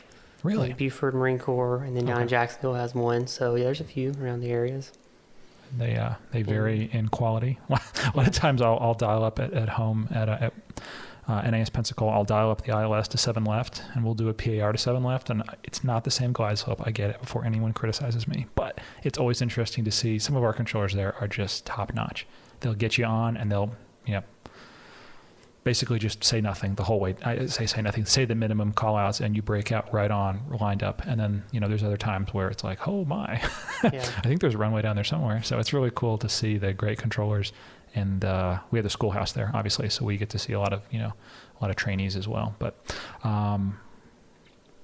awesome. Okay, I know you have a couple cool stories in the 65. Before I get to the cool stories, my flying has not been defined by cool stories. It has been defined by emergencies and things that have broken in the 53. Nothing, knock on wood, has broken in the T6 yet. Important anyway. But any EPs or any emergencies when you flew the 60 for the Army? Anything big or notable? There was one, I guess one that was kind of a thought. I was actually became a VIP pilot, and so flew the 3-star general in Korea. Kind of was one of his pilots that flew him around wherever he needed to go. And you have that cargo on board. You have a general officer on board the aircraft with a little thing, and we were flying, and we had a torque split on our engine, and with definite yaw kicks. You kind of felt the aircraft kind of shift a little bit. You're like, oh, that's really weird. And I did that to us once or twice, or 2 or 3 times while we were going from one base to another base. And we kind of ran through the procedures, the torque split and stuff. And it wasn't constantly doing that. It just kind of did it ever so often. And so we told the general that we're going to be doing a little landing a little bit different than what we used to. We did a running landing to be kind of the safest power margin and stuff. So we did running landing to the runway instead of just doing a hover taxi to the taxi and stuff and things like that. So we running landing, taxied over, dropped them off and stuff, and did some troubleshooting on that, and everything still seemed to work normally. So we went ahead and took back off, went back home, and then while we were en route back to our home base, it happened once again on us. And so then they troubleshot it and stuff, tried to figure it out, and I really couldn't find out anything. And then we flew that aircraft later on, another few days after that, and still flying the general again, 3-star general, and we shut down one of the LZs that we went to. And then we went to take off, and whenever we tried to start, we kept getting compressor stalls on that engine. I just compressor stall, and it was like a really, really loud banging sound. And we did all the troubleshooting we could, and there was nothing we could do. We were just done. So it was like we were probably about a 2-hour flight away from where the base was that the general was from, and so we had to start spooling up our backup crew to come get him, pick him up, and bring him back. So it was kind of not really a big challenge, but you're trying to tell a 3-star general that you can't fly him home, it's 9 o'clock at night. And so was it just something slowly failing on that engine, I'm guessing? So what they eventually determined what it'd be was the cable that does talking to both engines, cross-talking the engines, DECs, digital electronic control engine, stuff. The cable was going bad. There's something got frayed inside the cable. Wires are touching, something like that, and they changed out the cable, and after that everything worked just fine. Wow. But it took a lot of troubleshooting to figure out that it was the cable. Yeah, those are the painful ones where you almost want a definitive failure to kind of say, yeah, this is what it is. Because they changed out all the different parts, the digital electrical control. They changed out a lot of the valves inside the engine, and then because you wouldn't think that because the cable is usually one of the last things to fail. It's pretty robust. Yeah. But eventually, sometimes they do fail, and that's what happened here. Was this, and these wire bundles have 100, 200 wires inside it, and you can't really troubleshoot each single wire. And I've seen our guys do it. Yeah. And I only say that because the 53 is a lot older airframe, and I've seen our AVI guys literally go one by one, and it is, I don't know how they do it. It's got to be incredibly painful. We had a bird that was frying AFCS computers at $250,000 a pop. And yes, that's what it ended up being, was same thing, a wire bundle. Something shifted and something was making contact that it shouldn't have been. But man, oh man, literally weeks and weeks and weeks of multiple people having the same failure. And then the aircraft flew fine for a week. It's like, okay, she's good. And then all of a sudden it would pop the same way. But when it popped, the magic gray smoke came out of the AFCS computer, which is very expensive. So they went back to refit, and I say $250,000. You don't throw them away, and you don't buy new ones. You refurb. Yeah, but no, I know exactly what you're talking about. Yeah, gosh. Okay. So that was one. I mean, yeah, no. They had other like small stuff. That was kind of one that was pretty memorable because kind of a 2 or 3 day event. And well, a torque split, I mean, sucks, right? Two engine aircraft. I mean, you could fly the Hawk on one, I'm guessing. Could. Yeah, and obviously you're going to do a running landing and all that. But yaw kicks, that's the one where I'll tell you a story offline about something recently that happened. Yaw kicks are not a joke because it makes you think you're going to lose the tail potentially. Yeah. Which now, can you fly the Blackhawk with the tail gone in forward flight? You can. Okay. As long as you're like, I think it's like 60 knots, something like that, 60 to 80 knots, something like that. It sort of starts offsetting the tail rotor can, or the cambered fin back there. Okay, but you have to have forward airspeed. Like if you're in a hover and you lose the tail, you've got to bring the speeds off and Blackhawk down it, so to speak. Right. Okay. I think it's the same in the 53. You needed forward airspeed over the aircraft, and it would fly. I remember the book said it would fly. I'm going to be embarrassed. I think it was way right wing down and like nose down. It was very uncomfortable, but it would fly in forward flight theoretically with no tail. Yeah. So, okay. Yeah, that would suck. Going back to the Coast Guard, we'll talk about good things now instead of bad things. I know you have a couple stories, but yeah, I pretty much got one rescue under my belt. That's kind of a very rewarding rescue type deal. So, and set the scene. I think the weather was part of it, right? Were you aircraft commander, co-pilot? I was still a co-pilot at this time. Okay. And I was actually, the day of this rescue, I was actually planning on, or supposed to do my advanced SAR check ride. So advanced SAR is just one of the qualifications you have to go to be able to eventually become an aircraft commander. It's just saying that you know everything to do, do all the rescues, like putting in search patterns in the aircraft, doing all the different approaches to the water, being able to, put a swimmer on the boat, put a swimmer in the water, put a basket on the boat, things like that. It's like the check ride covers all those types of things. And so I was at the point where I was ready to become, get that check ride complete. And eventually, we have to have that check ride before we become the aircraft commander. So we were getting ready to go do that. Everything was all planned out. I did all the briefing items, and we were in the aircraft getting ready to go. And there was another aircraft going out before us, and they were getting ready to take off. And they called us on radio and said, "Hey, it looks like the weathers came down pretty low." And they had talked to the boat that we were going to be training with, and the boat said that the weather's too bad to be going out and doing training flights and stuff. So they said they were canceling because of weather, and we're like, well, yeah, if it's too bad for y'all to go out, it's definitely too bad for us to go out too. So we canceled for weather as well. And so it was like planning for like a 2.5 hour flight or two and a half hour flight, and then it was like canceled, like, all right, early supper, getting to go to bed, things like that. The weather was starting to come down, starting to rain showers, starting to move in, things like that. So we were changed clothes. We were kind of just in our comfortable clothes, waiting around, for in case I was on standby. And probably around 8:30, 9 o'clock that night, we get a call from our sector saying, requesting us to launch for a sailboat that had ran aground in one of the sounds in the area, like hit a sandbar, and they were starting to take on some water. So, if we hearing those cases come on, it's aground, but it is taking on water. You never know what's going to happen for those. And we do have a rescue pump that we can take to vessels and stuff, like to pump out water in case. So we can go and take off, go out there, take the pump, deliver it to the. We were thinking that if it's on the sandbar, a lot of times people get stuck on sandbars. It's pretty common. They get stuck on sandbars. They wait till high tide comes up. The vessel refloats. They come off the sandbar just fine, no factor at all.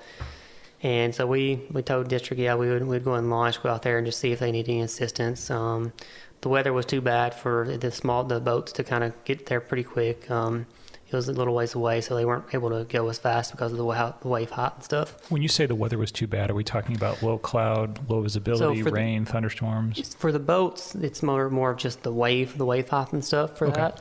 It was just kind of, they could still make it out there, but it's going to be a lot longer than what normally would be because of the sea state.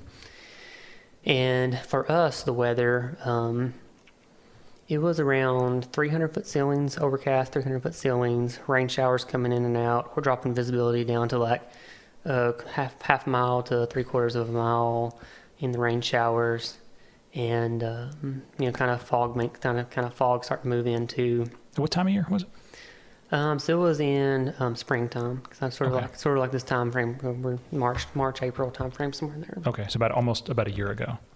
I think it's been 2 years ago. 2 now. years. Okay, but yeah, 300.5 is no joke. Like Yeah, that's low weather just in general to go out and fly in. it is. And I'm guessing, and I'm getting into the weeds here. You guys are based obviously at Hunter Army Airfield. You're at an We Army are. base. Can you just get special VFR? Just request special VFR to go out, or is there, I don't know, for life saving? Is there any more special words you can say to get out? You know, obviously the field is IFR, so you're not going to get out Correct. on instrument clearance. I suppose you could, but then do you just file to a point in space? I don't You even do. know how that works. Okay, that's what you Yeah, all so do. we could talk about that a little bit too. But for this one, the tower was open luckily, and so we request special VFR from the tower, and we have what's called low-level routes out, and it takes off pretty much at the end of the runway, and it picks up a marsh area, and then it goes over to a river, and then we follow that river all the way out to the ocean. And it kind of takes you inland. It takes you inland a little bit, so it's a little bit longer route to be able to get to the ocean. However, the river and the sound that it drops you off in is actually the same area where the sailboat was running around at. Perfect. So it's like perfect scenario. Yeah. And actually, the scenario that I'd had earlier in the day was a kind of the same thing. Like the training scenario. The training scenario that he gave me was a sailboat running aground Perfect. in that same area. I was like, well, I guess we're doing that. And so we planned on doing this low level route out. We have to maintain 175 feet for that route that we did because there's some power lines Okay. across the road Okay. at one of the two of the points. So if we fly our low level route out, we have to maintain above 175 feet going out. Okay. So we knew the clouds were kind of saying 300 feet. And so we're like, well, we're going to take the low level route out, get out there and see what we can do, just kind of help out. So we put the pump on board in case, they need that to be able to dewater them. And so we get all the approvals, everything's good to go start the aircraft up, start taxiing out. And as we were taxiing to the runway, talked to tower, got special V out of there. As we were taxiing to the runway, there's like a rain shower that came through, and it really dropped visibility down to about 1/4 of a mile. And it was kind of in and out a little bit. But the clouds are still kind of high, but it was definitely some. We stayed on the ground a few minutes before we took off to try to let that rain shower clear off. And as we were taxiing out, eventually it did kind of clear up enough for us to kind of see the end of the runway, enough for us to take off. And so we took off, flew out, and then as we were heading out there, hitting in and out of rain showers, and it was a really super dark night, and the area that we were going to, there was not really any street lights or anything like that out there. It was a really dark area, and we're looking outside, and we're like, man, we can't see anything. It's like we're pretty much flying by the instruments at this point, which we train that route all the time. That's we fly that, practice that. Are you in your goggles at all? Are you aided? We are. We are Both aided. of you, or Both what about the guys in the back? Monocles, or do they have goggles as well? They have goggles. They didn't have them on at this time. They usually don't. They normally don't wear them unless it's like we're searching for somebody in the water at night. A lot of times, even whenever they're doing hoisting and stuff, they kind of prefer to be off goggles and stuff. Sure. So we start heading out there, and we see a little lot in the area where the boat was supposed to be at. So we get out there, get on scene.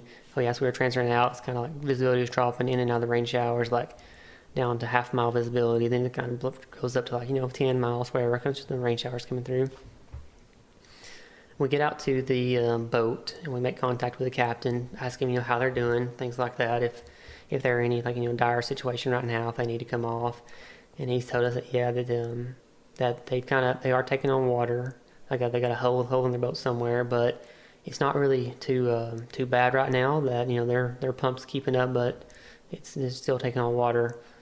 And asked him if he wanted to come off the boat right now and stuff, and he said no, he's okay for the moment. And then we offered well, do you want us to go and put our swimmer down to your boat and help him get assess the situation, and also go and put our pump down. And he could help them turn the pump on to try to pump all that water out. Because the pumps that we carry, they're pretty good. They can pump out a lot of water really quick. Is it a self-powered unit, or how does it work? It's gasoline powered. Yeah, gas powered. Okay, so it's got to be heavy too. Yeah, it's about 105 pounds what we calculate for the. And I say that in that 105 pounds and the weight of a Dolphin is probably. And by the way, am I saying it right? Is it Dolphin or Delphine? Whoever you talk to, Dolphin. We call it Dolphin. Dolphin? Okay, cool. But yeah, I mean, that's not an insignificant load to carry. So, okay, so that goes down. That's gas powered. Okay, cool. Sorry, I cut you off. I just wanted to ask. So we decided to do that. And so the captain, agreed. So it was a sailboat and had the mast kind of, if they're moving around. So we didn't want to put the swimmer right to the vessel to start with. We decided to put the swimmer to the water, which is pretty standard practice. We do that quite often. And we can put him in the water and just have him swim to the boat. What kind of a low? You just basically go into a low hover, 30, 40, 50 feet, something like that? 30 feet. 30 feet, just hold that hover and then he goes out. So you don't hoist down is what I'm trying to be clear about. Yeah, we do hoist at nighttime. So we only do free falls during the day. And whenever we know, the water depth. Because you're probably looking for obstructions at nighttime. You can't see any of that. Nope. Interesting. Okay. And it's also, definitely harder for the swimmer to know when they're actually going to hit the water. And whenever we deploy the swimmer, we come down to below 10 feet. And so, 10 feet, that's how low we get in the water. Holy moly. That's low. Yeah. Okay. And whenever we deploy swimmers in the daytime, they jump out and water usually splashes up in the aircraft and on our instrument panel and stuff. So you get pretty low. Yeah, I've done 10 and 10s once, and I felt like I was dragging the wheels through the water. So I can only imagine the water splashes back. That's awesome. Yeah. Okay, cool. Sorry. And that's how you know you're at a good altitudes whenever the water hits you. Yeah. But anyway, at nighttime we can't do that. It's, okay. So 30-foot hover, hook them up, and is it 2 guys in the back? So we have our flight mech, which is our hoist operator. Okay. And then we have our rescue swimmer in the back. Are they cross-trained? Can they do both jobs, or only certain people can do one? Well, swimmers can only do swimmer stuff. Sure. Swimmers, they can sometimes be what's called a basic aircrew BA, and they can act as kind of the crew chief to go out on just training flights, daytime training flights. But they are not really qualified to work the actual hoist. Okay. So you're either a flight mech or a swimmer. Yes. You're not going to go back and forth. Okay. Fair enough. Correct. All right, so back to the story here. So we decided to put the swimmer down, put him in the water, and the currents here in the Savannah area, really just anywhere close to the coast, are pretty strong. We put him in the water, and we put him on the wrong side of the current from the boat. And since we put him in the water, the swimmer started getting drugged inland, because he was kind of in the water, and he's as hard as he could swim. He was just not gaining on the boat at all. After probably 7 or 8 minutes of him just swimming as hard as he could against the current, he couldn't make it. So we pulled him to hover, picked him back up on the hoist, pulled him back in the aircraft. Then we repositioned to the other side of the vessel, and we put him down on that side of the vessel. And then as the flight mech, he was bringing the hoist hook up. The swimmer was already on board the vessel. I was like, man, he got there quick. Yeah. It was immediate. As soon as he got in the water, he was at the boat. And again, I apologize for jumping in with questions. How do you guys communicate? Obviously, there's hand signals he can give, but do you guys have any kind of maybe not a data link, but a voice comm? Can you speak to the swimmer once he's in the water? So he carries a radio with him that he talks on. It's just a marine band radio that he can talk to us, but we don't really do any talking while he's actually on the hook. Okay. He's kind of doing hand signals to the flight mechs can see him doing the hand signals. So once he's going down, he's going down to the water. But we talk to him if he's in the water, if he needs something, or he's on the boat talking to us. Makes perfect sense. Thanks. Which comes into play here. Yeah. So we got the swimmer down, and we had him kind of assess where we wanted to put the pump at. We were going to do we call it a trail line deployment. So we drop a weight bag and a rope down to the vessel, and then we hook the other end up to the pump we're going to be delivering, and the swimmer could sit there and pull the pump to the vessel as it's coming down, instead of that way you're not sitting there hovering right over top of the big mast. You kind of stand off a little bit and kind of go in a diagonal to the boat. Okay, I've heard it called the tag line, but basically you're able to control. Right. Okay, that makes tag sense. Line, same thing. And so swimmer's down there, he's talking, saying, they got a bit of water on there. Probably be a pretty good idea to go ahead and bring the pump to them. And so we're kind of talking. He called us on the radio, and told us that. And so we were getting ready to set up. We're coming to another hover at the boat, and our flight mech is starting to get the pump ready because it's strapped down in the back. He's starting to unstrap the pump and things like that. While we're sitting there in a hover, we see the boat take a rogue wave and wind, and it come 45 degrees up out of the water, slam back down, and then they kind of start coming back up again. at that time, the swimmer comes on the radio. It's like, we're going down. I'm getting everybody in the water. Like a real, like sort of, not really panic, but very inflection things. Like, something serious is happening. We're going in the water. This boat's, going down. Hey, that's good copy. That boat's taking over. Perfect for flip. Yeah, we're not taking out of the water. All right, hey, 6 foot, man. This thing's about to go over. Okay, yeah, get off the boat. Roger, they're kind of freaking out. Hey, stand by, sector. I think the boat's going to be capsizing here shortly. We're going to get everyone off of it. Just be advised. Do you want to just get rid of the pump? Yeah, kick the pump out. Get rid of the pump. We're like, okay, let's go. I guess this is what we came to do. Forget the pump, yeah. So we kicked the pump out, like, situation like that. You just throw the pump in the water because it's 100 pounds. We need that weight for the aircraft. So we just kick the pump out. It just lands in the water and it floats away. And our swimmer gets all 4 of the passengers that were in the boat and throws them, kind of puts them in the water, gets them out of the vessel. And we start moving into what we call basket recoveries. So we have our rescue basket, and we move in and start, putting the basket down. Swimmer brings one of the survivors, put them in the basket, bring them up. Another one. We did that 3 times. And 65, these are 4 adults that were on this boat, 4 good sized adults. And we were luckily we had good wind, but we were still pretty weight limited. But a situation like that, you're kind of just do whatever you can to save the lives and stuff. And it was also the water was still pretty chilly at this time of the year. It was kind of colder weather, and we had one other survivor there, and it's like, man, we're right at our weight limit, but probably should go ahead and pick in the person up because they didn't have any dry suits on or anything. They were just in like their regular clothes. They had life jackets. Luckily, they had those on because when we told them to go and put their life jackets on and stuff. And so we decided to just go ahead and pick this other person up, get him out of the water, get him out of the environment. But our rescue swimmer, he was going to be staying on scene because the Coast Guard boat, was coming out there eventually to get out there too. And they were probably 15 minutes away, I think was what they were.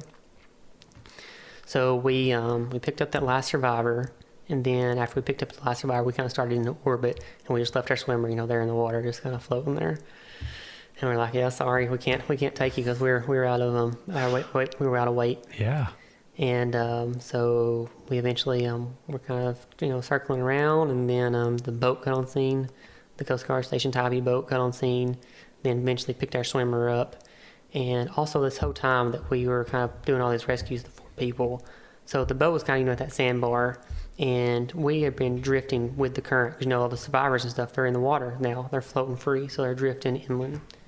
The time we completed all the evolutions, like we could no longer see the boat. It was probably 400 or 500 yards away from us. Let's think about how fast that water, that current's moving the people. So we, finished and picked them up, and then after the Tybee picked our swimmer up, Tybee went back to try to find the boat to be able to mark it, kind of keep it hazard, and they couldn't find the boat anywhere. So that boat sunk that quick in the water, and those 4 people were just out there, if for some reason, we weren't able to go out and get to them, whenever we did, and kind of see the boat capsize kind of deal, they'd be in the water and just be floating around and probably never found them. So it was just so fortunate that, we were able to go out at that point and be able to pick them up. And, that's kind of what I joined the Coast Guard for, just very rewarding experiences like that. Heck yeah. That's incredible, dude. You mentioned when you guys got on scene, you saw a light. And so many folks that I've spoken with that fly, the mission sets that you fly, have talked about, yeah, man, you can have a fancy flare gun, you can have a radio, you can have all these great tools, a Garmin InReach, a satellite communicator, some kind of a powerful light. I've even heard people talk about maybe some kind of and this might be a little bit extreme, but like those astronomy lasers, some kind of a marking device. That's how you as an aviator are going to find them. Yeah. Is that a pretty fair statement? It is, and you need to be visible. Yeah, we also, another thing, like what we always tell people is if you're going to have a boat, to have what's called an EPIRB, an electronic personal location beacon. Those things are so valuable. Because, they have, the button on there. You push that button, it says that I'm in distress. We immediately start spooling up and going to check out and see what that distress is. And then our aircraft, we have a way to track where that beacon's at, is coming from. Yeah. And they have those. You can make little personal ones. You just wear on a regular life jacket. They're kind of small, a couple $100, $200, $300. I think is what I looked at one time. So those things are so valuable to have. Those are like even that. I mean, if you're not going to have anything else, have one of those. But yeah, flashlight, flare, any of those things. Some kind of a marking device. Yeah. Gotcha. That's incredible, dude. Yeah. And that weather too. My gosh, that's some low weather. Wow. What was the flight back to the base? Pretty same weather conditions, I'm assuming you were still in and out of? It was still the same weather. The rain showers had moved out, kind of moved out of there. They were kind of on station with us when we were doing the actual hoisting and stuff. But as far as whenever we, after we finished everything, we were going back into Hunter. The rain showers had cleared up and it was a lot clearer. Took the people back. And, the second part of the story, we get them back to the Hunter, and it's like, all right, now what do we do?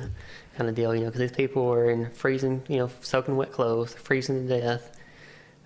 So luckily we had some, spare flight suits, so we went right to their spare flight suit area and kind of gave them to them. And then we took their clothes and threw them in a dryer, tried to dry them out for them.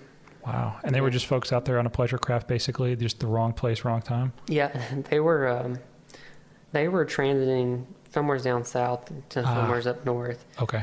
I don't know, and they were transiting in the ocean, and the water was getting kind of too rough for them out there. They said it was kind of too choppy, so they decided that they would come inshore to more calmer waters, and kind of thought they'd be safer, coming inshore, where the transit from offshore to onshore is what kind of got them. So wow. If they would have stayed offshore in those rough seas, they probably would not have hit the sandbar and may have been okay. Or they may have, even hit a lot rougher weather and fully capsized out there and didn't even know anything about it. And yeah, I was going to say no one would have known, and you guys certainly might not have even had the range to go out there and find them in the first place. Wow. And so you mentioned landing back at Hunter. Obviously, in that weather, you're going to an airport of some form. Can you guys land at the hospitals in the area here? I assume you probably have LOAs and letters of understanding with all these different folks. If you need to bring a survivor right to the hospital, that's what you're going to do. Yeah, we really don't even have any letters of understanding with any of the hospitals. We just they have a helipad. We go there and land. Gotcha. Kind of deal. Even our training flights, we do a lot of Memorial, kind of where kind of here in Savannah, Memorial Hospital. We'll just call them up, if we're doing a training flight, we'll call them up the day of and tell them, we're going to be doing a training flight there.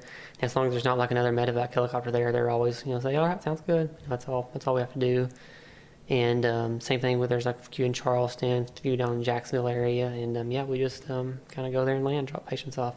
And that's another thing with the 65 is, it's kind of weight limited, but most of the helipads, hospital helipads, they're definitely rated for the 65 where they might not be for the 60. Can you take hot gas? I know there's a couple different options for hot gas up and down the coast here, but can you guys land somewhere, obviously assuming that they sell hot gas? We can take hot gas, but we only do that at a Coast Guard station. Air stuff. We won't do hot gas at an airfield or a like a hospital pad. Interesting. Okay. When we go down to Key West, we planned our cross-country, good Lord, we would plan our cross-countries through NAS Jax because they were the only real location on the East Coast this far south that had hot gas. So yeah. I didn't know if that was a thing for you guys or not. Yeah, for us, it's not a big deal to start up and shut down. Shut down, start up. So true. And plus, it gives us time to get out, go to the bathroom, get something to drink, things like that. So yeah, if I shut a 53 down, I was worried if it was going to start back up. So a little bit different. But speaking of your area of operations, so obviously headquartered here, Hunter Army Airfield in Savannah, Georgia. What's as far north and as far south as your AOR goes? Okay, for our northern border, we go up to the North Carolina, South Carolina state line. Okay. All the way up there, so just north of Myrtle Beach area, Myrtle Beach, South Carolina, that area. And then south, we go all the way down to just below Cape Canaveral, where the where they launched the space shuttles. And stuff. Like that area is in our AOR. And so south of that's going to be Clearwater that probably owns that? So it's actually technically Miami owns it. Okay. Coast Guard Sector Miami. Yeah. Since we're on the East Coast, Miami stays on the East Coast. Okay. However, there's a lot of rescues where they launch Clearwater because Clearwater's, such more, they have the 60s there at Clearwater. They're a lot more capable, ready to go. Sure. And there's even off, there's stuff like I said, 100 miles is their range. If there's something like 150 miles off, even though it's off the East Coast, a lot of times they'll launch Clearwater to go fly across the state of Florida and go out and execute the case and then bring them back. Wow. Okay.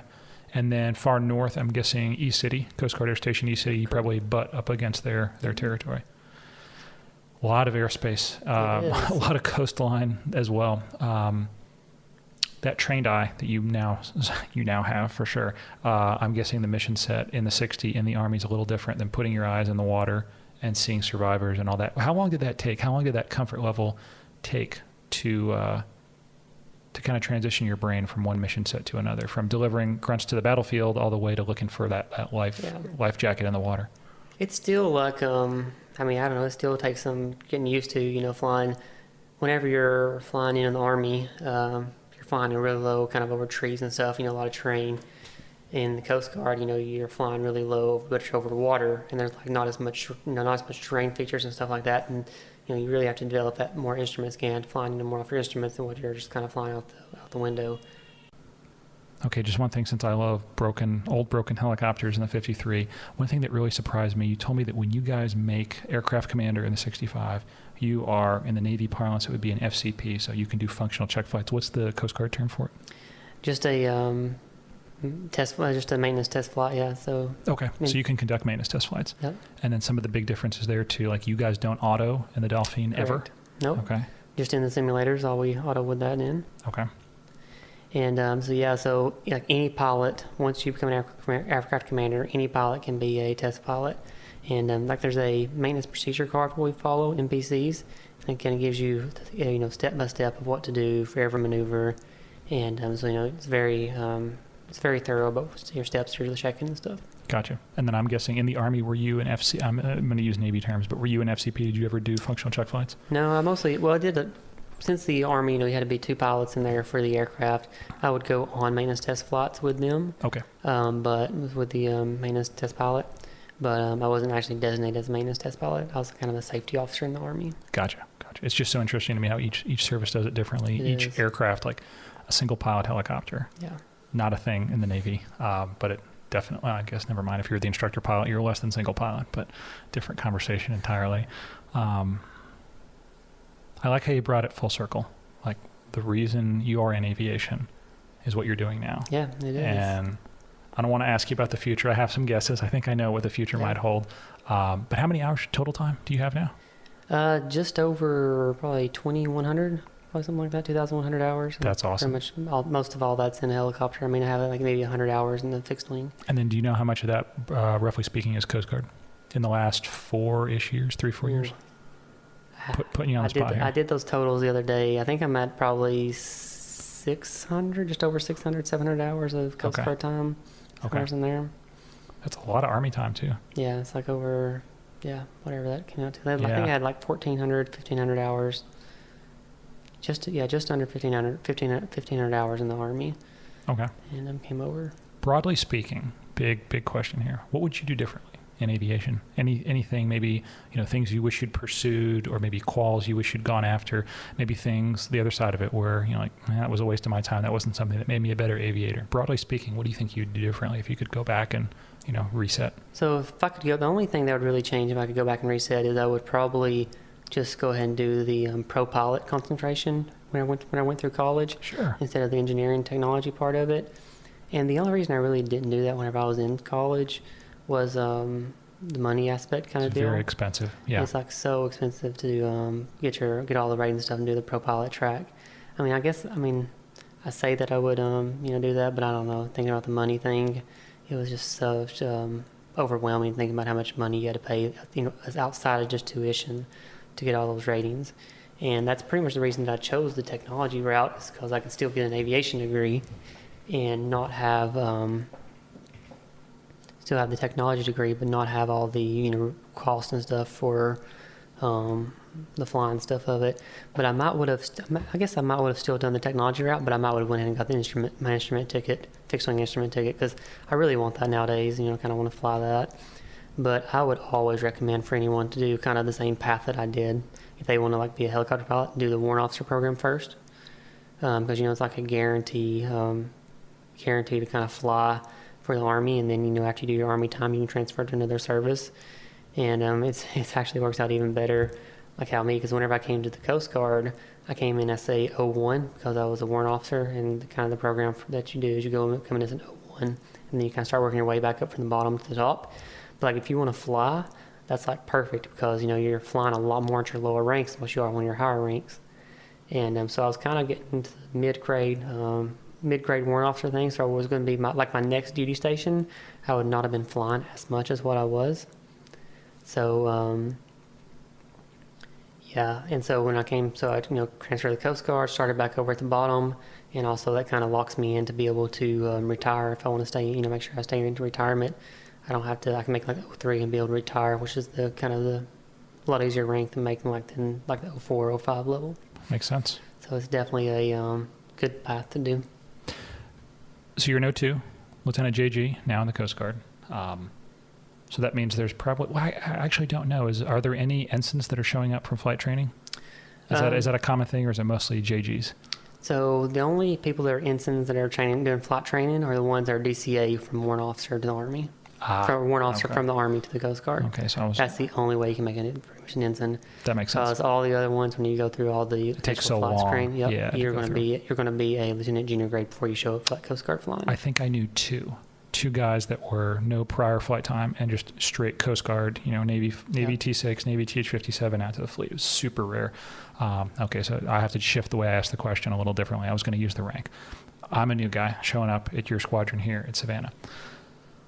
What's the what's the most valuable piece of advice from your Army time, your Coast Guard time, just aviation time in general? What's something that bright-eyed, bushy-tailed, that new guy walking in the door, they don't know the mission yet. They think they know, right? They have that basic qual in the 65, but I don't know. I know. I have a little speech. I have little things that I think matter to me that I tell the folks that I train with because they mattered to me. Do you have anything, maybe it doesn't even have to be something distilled, and if you want I can give you my example, but do you have anything that you like to try to impart upon people when they walk in the door, like, hey, this is what you need to focus on, this stuff matters, that type of thing? Yeah, I'd say enjoy your time flying. Enjoy it. We get to do amazing stuff, and we're definitely have an amazing mission where we're being able to maybe save someone's life. That's hardly anyone really think about it in the general population. Hardly anyone has the opportunity to do that, to say that they have the ability to go out and save someone's life, and things that we do matter. There's going to be a lot of training flights that you have to do, and a lot of flare sightings that we have to go out for, and cases where mayday calls that you don't really want to go search on, but at 2 o'clock, 3 o'clock in the morning.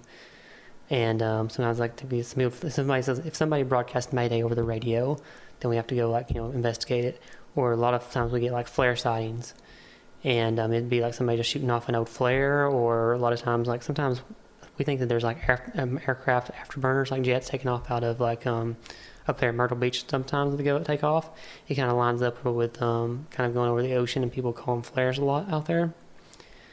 But every now and then you end up going and doing one of those cases, and there's probably 2 or 3 months ago, there was a unconfirmed mayday. The sector picked up someone calling mayday once or twice over the radio, and that's all they heard of it. And so we went and investigated on it, and we found a person that was in a kayak, and he had a little handheld radio, a little small thing, and he was trying to do mayday calls. He had lost his paddle or something, or the currents were taking him out. It was too strong. He hadn't planned on going to the ocean. He was planning on staying right in the river, but things happened, and he got in a bad situation and started going out to shore. And so whenever he did that, the little tiny maydays, all he got out was one or two little maydays, and the crew going on that mission thought it was just somebody playing on the radio calling mayday and just doing another flight to check stuff out. And it turned out to be somebody saved that guy's life, because he was heading offshore and probably would never been seen again. So wow, things like that, just trying to remember the mission that we're doing and enjoy it. Yeah. Okay. I think that's an awesome perspective. What should I have asked you? Anything I didn't get a chance to cover? Anything you want to say before we wrap this up? If you have I'd probably say if you have a dream to do something, and you really want to do it, pursue it. Do whatever you can. Do the research, do the networking, talk to people, try to figure out what the best way is to be able to accomplish that. And things are possible. If you think it's not, they kind of probably are. You just got to do all the hard work. A lot of late night studying and stuff, and things like that in school, trying to make sure you have the good grades to, do whatever you need to. But, if you're got your heart and soul into it and everything works out, and then try to pursue your dreams. Perfect. I don't think there's anything else I can say to end this better than that. So, Nathaniel, thanks again. Yeah, enjoy it.